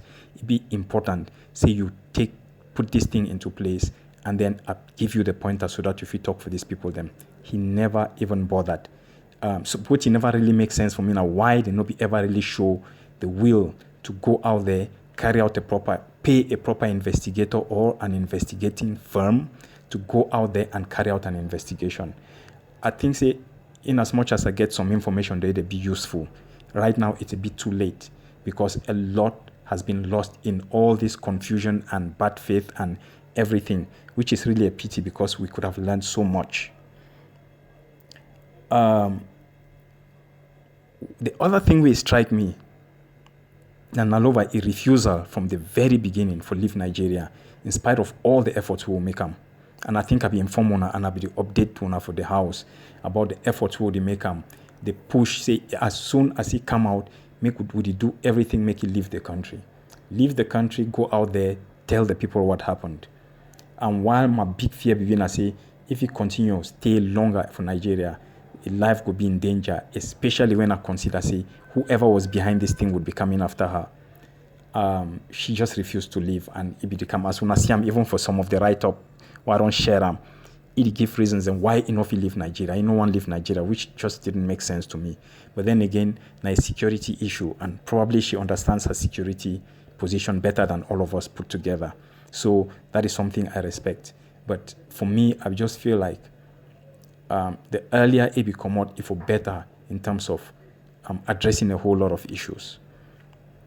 The other thing where it stand out for me, now why Nalova through this whole thing don't deny consistently for talk. And even when we say, okay, talk to we in confidence, it deny. And yet, while it is enough it talk for phone, it insists say, Iwan must travel, can meet me for our day, then talk for me twice. That makes no sense. Especially when you consider, say, he tell Milton, narrate for Milton how he be trick Palmford and Augustine